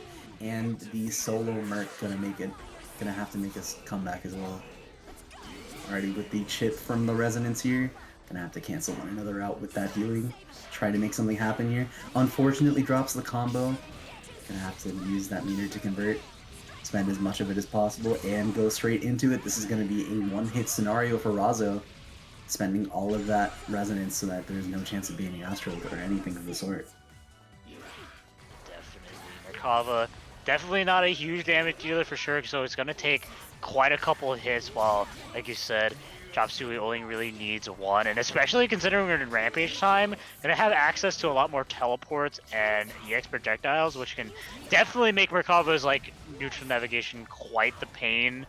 And I mean, Razo doing quite the good job so far. Found the nice anti-air 5A, just gonna be cashing out into super very quickly. Considering it's Rampage time, probably might actually get enough meter to make this a one-touch scenario, and a very nice call-out on the teleport, just going to be 5A'ing in Razo. Looked a little bit down on his luck here with that Hakumen dying and those Merkava hits, but was able to bring it back, putting one game on the board, and one more game, 2 to go. What way to do it, too. Not only did he recognize that Chop wanted to get to the ground as fast as possible, but he also used that to his advantage, since there were so many little things that could have gone wrong there. He could have teleported up, but that 5A would have covered that as well. There were so many little things that Razo covered for in that small run-up. Being under Izue there made such a big difference. He could have just waited and pressed 5A again if she didn't teleport there. Yeah, so many options were covered, and that was fantastic play on Razo's part. I really can't give him enough credit for that play. Carrying out her mission. For sure, but he's gonna need a lot more of those types of plays here because, I mean, Chop Suey had such a huge life deficit that he had to make up, and he was perfectly fine making that Izoi comeback until the very end there, so you gotta be careful about this solo Izoi. She's terrifying. Agreed, yeah. Oh wow, speaking of terrifying, that Merkaba mashing out like that is just as much of that, if not more. Using the 5 BBB ender to try and call something out. Using the meter to confirm off of that, the Hakumen's own CC. Gonna be using a CC of his own here. Tried to burst out, but unfortunately did it a little too early so that he got a raw swap, but which is arguably still better since he didn't waste any resources, so even if it was a misinput, it's still fine, since Merkava's going to be able to heal some if he doesn't call him any. Nice chop on the projectile there. Gonna get hit by this overhead and take a decent amount of damage for his troubles. And when I say decent, I mean quite a bit. Almost 10k there. Narrowly avoiding that 4P by the skin of Merkava's, is that skin? Well, I don't know. I was gonna say skin of his like molars. He has teeth. Yeah, something like that.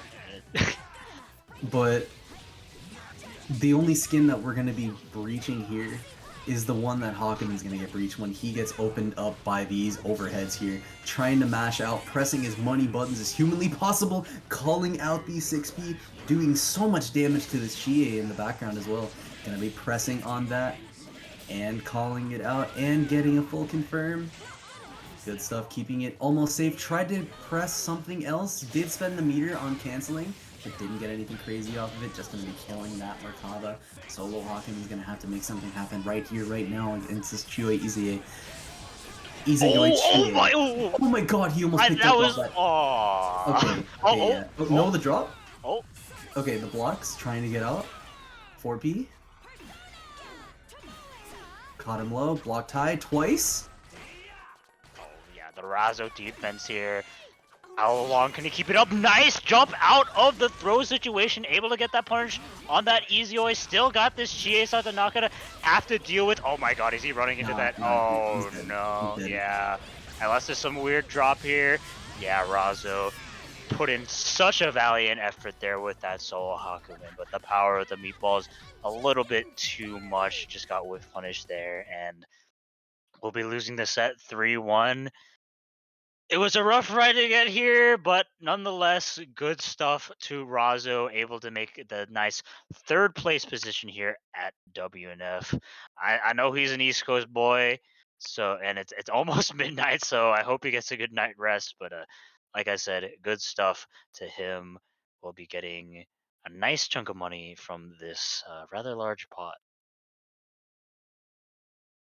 And while Razo is sitting pretty in that third place, we are going to move on to the final match of the night in a practically identical repeat of Big 8 last night. We have another grand finals with Chop and Caterade in the fourth. Caterade in the winners finals after a nail biter of a winners finals. I can't... There's no other way to put it. It's verbatim the exact same thing that just happened. And the fact that it's getting repeated right here is kind of insane. Yes.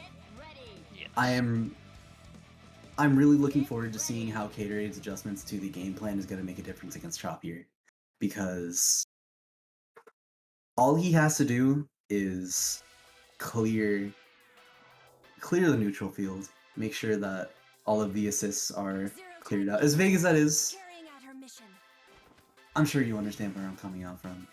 Yep. Before the end of the night, we got some time. If you haven't already, do the match arena. I won't do the full shield, but do it. Anyways. 16 codes left. 16 codes! Use them all! We can do it!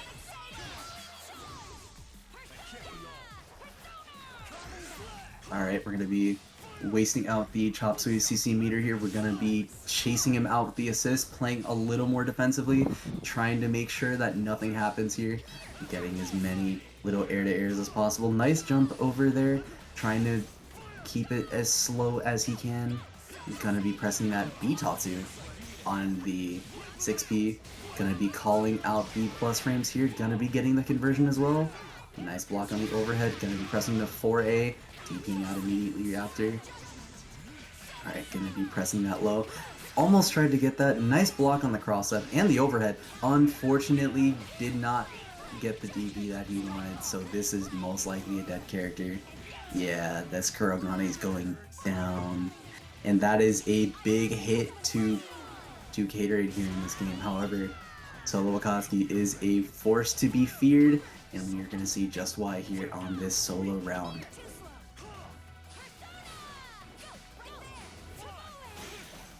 Alright, just put up. Oh, nice backdash into the grab. Pretty good amount of damage. Oh, unfortunately mistimed that meaty there and allowing a free swap over to the Easy Oi. Nice air-to-air hit, but unfortunately couldn't quite convert off it. Popping the Resonance now.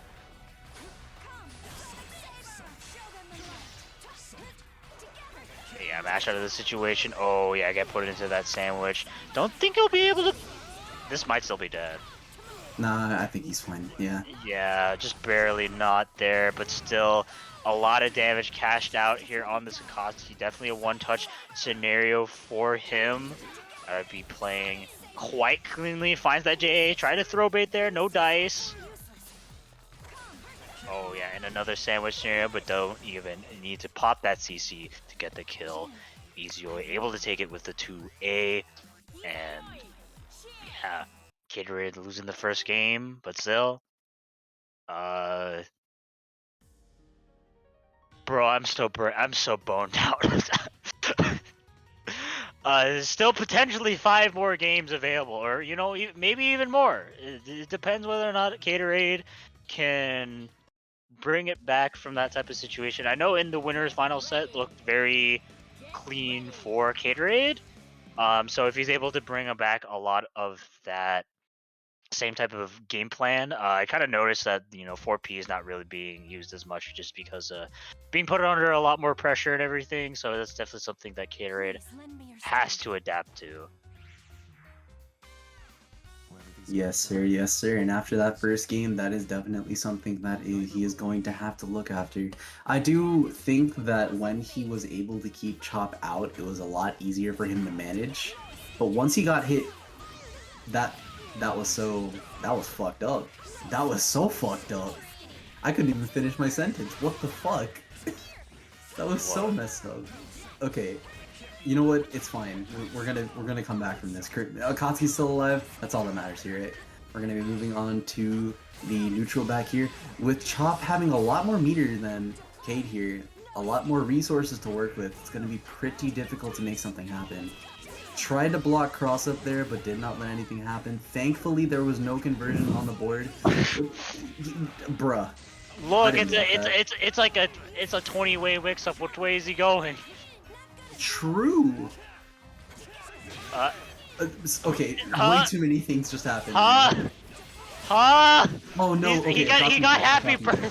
Yeah, Akatsuki's dead. Oh my god. Oh, he dead. Is he dead? Nah, he's not dead. He's not dead. I'm capping. Pop that Resonance. Oh no! I am so surprised that there was even a gap there that he could have DP'd. Right? Yeah, I thought he was like trying to push block it or something. That might have been what he might have wanted. I think he might have wanted to push block the 6P. I don't know. But either way, Gatorade down 2 games. Chop Suey 1 more game away from just resetting the bracket. According to Chop, that was an intentional gap. So that was there for a reason. Okay, so we are going to see how that plays in next time.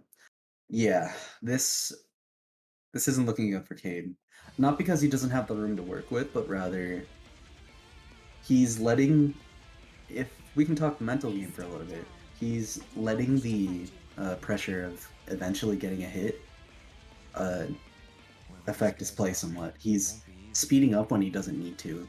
I really do think the key for him to winning this match is to make it as slow as possible. Do not let Chop make any decision.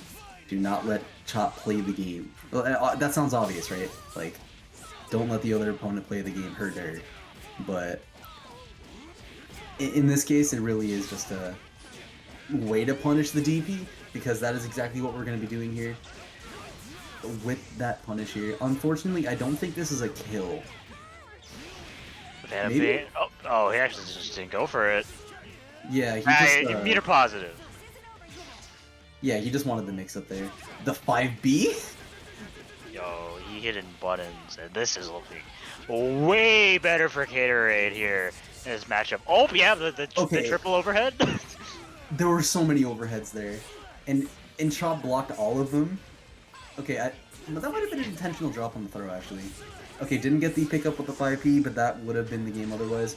Gonna be switching into Cade. Gonna be counter-hitting the 5B. This is actually pretty big for Chop. Gonna be able to hit the character here. And then jump out. Yep. Oh my god. Clap. Okay. Yeah, he was a little too far to get the hit here, but yeah, wow, she actually soared right over that. I did not think that would be the case, but yeah, wow, okay. People who Did know not. fireball hitboxes are crying. Oh, If it was the oh my god! I hate this game. I hate this game. What do you mean? What the fuck? That was Say Jesus. you hate this game when you see something like that. Bro, that was like freaking. That was sick. That was so sick. That was so clean.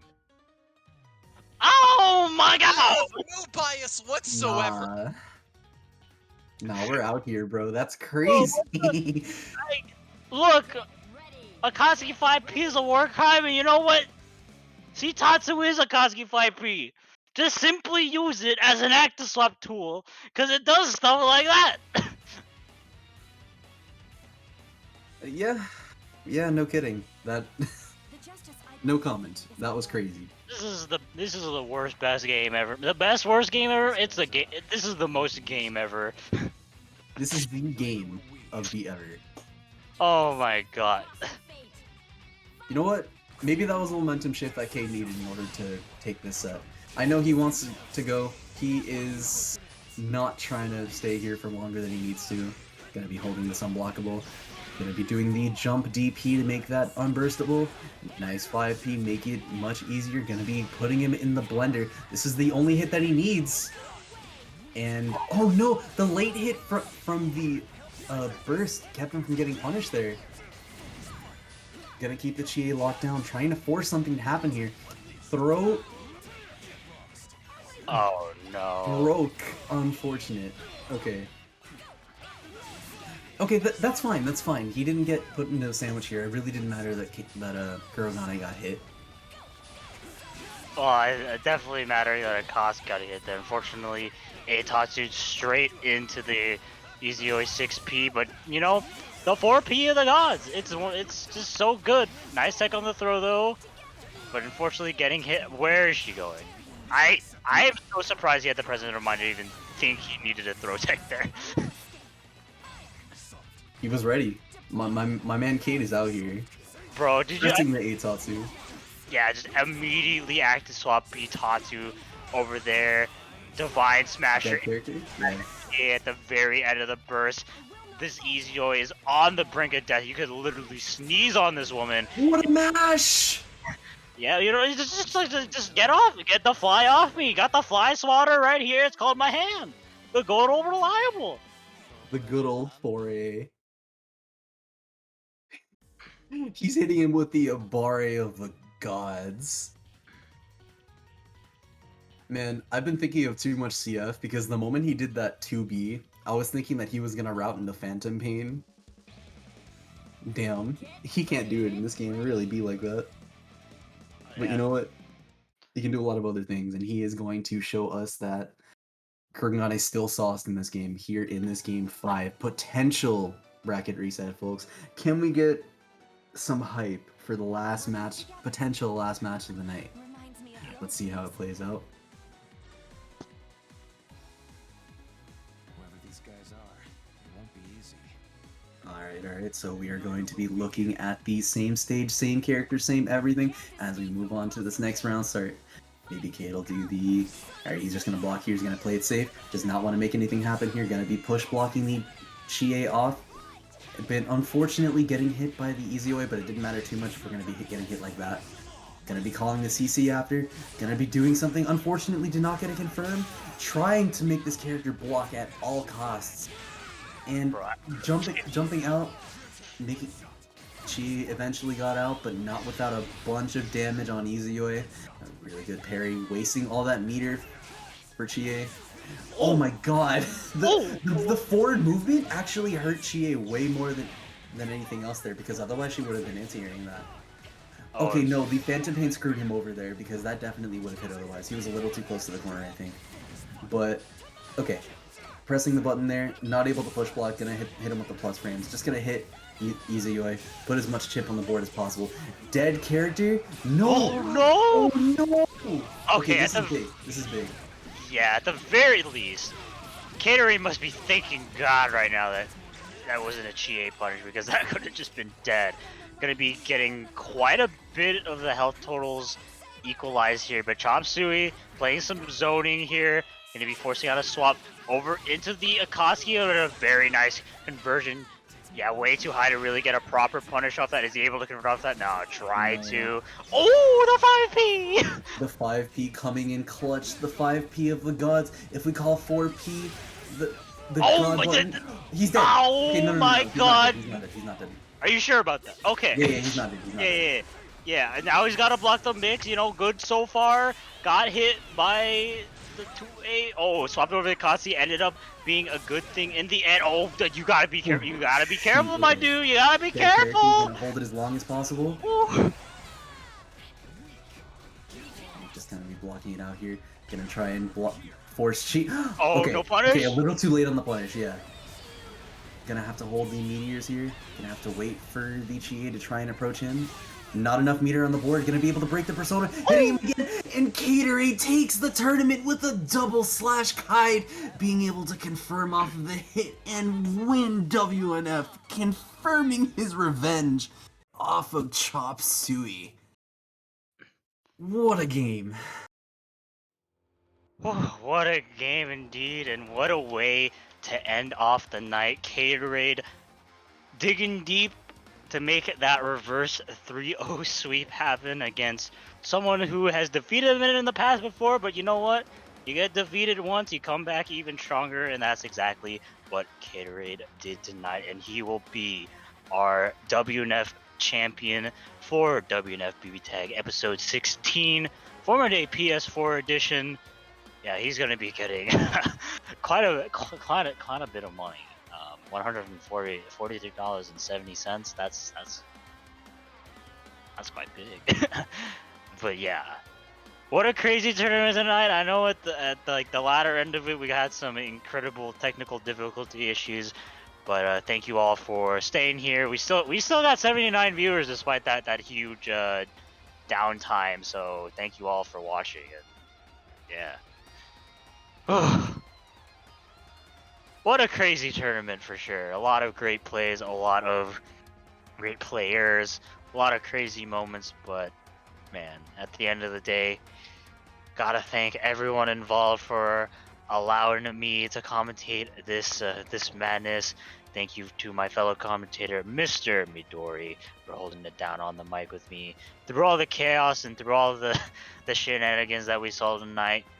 Got a shout out to him for being here and watching the chaos with me, because there's sometimes I don't think I would be able to say words, but this man, he said the words when I couldn't. But yeah, also thank you, big shout outs to our TO Master Cheap for making sure the bracket runs as smoothly as possible. Wouldn't be as cool of a bracket without him. And also shout outs to our streamer E30, holding it down and making sure that the stream is nice and smooth for everyone at home. And yeah, thank you all once again to the viewers that stuck with us through the thick and the thin for these 3.25 hours. And thank you once again to our players for showing up, showing out, and bringing their best. Thank you guys for supporting our scene, and yeah, BBTAG community, stay strong. That is certainly one way to put it. I really do appreciate all the concern on both the viewer side and mine. Thanks so much for all the compliments, Lon. And I'm gonna have to return them right back at you. Whenever I needed someone to cover my butt, whenever I made a bad joke, you were right there to do so. So I can't do anything but thank you for that. And thank you to Cheap for keeping his cool and making sure that everything ran perfectly despite all of the mishaps right at the end with Razo there. Of course, not his fault. Razo most likely didn't want to cause that.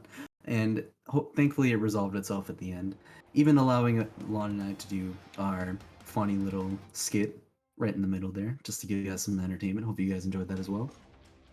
And always a shout out to Red for being the GOAT, staying up so late despite having to wake up so early tomorrow at 5 a.m. his own time.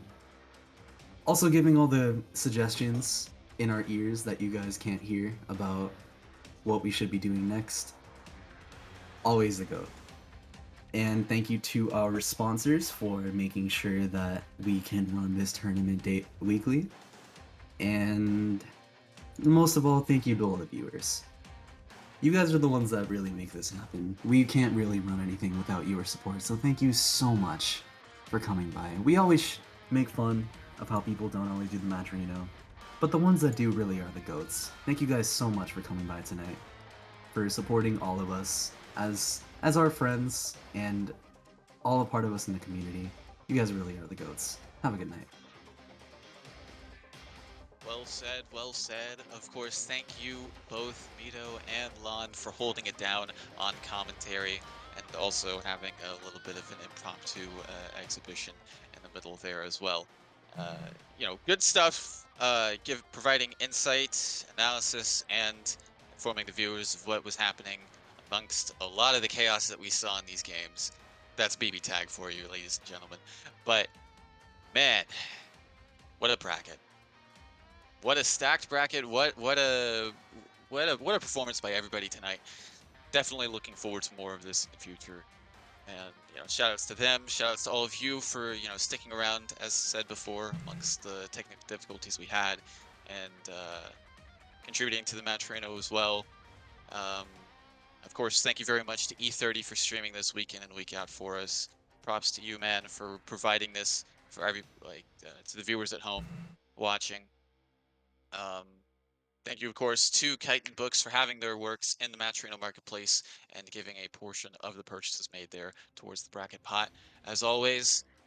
And, of course, last but certainly not least, big thank you to Level Up Productions for having Wednesday Night Fights Online Edition be a way for us to experience locals when in-person locals, unfortunately, not attainable at this time, at least for Wednesday Night Fights.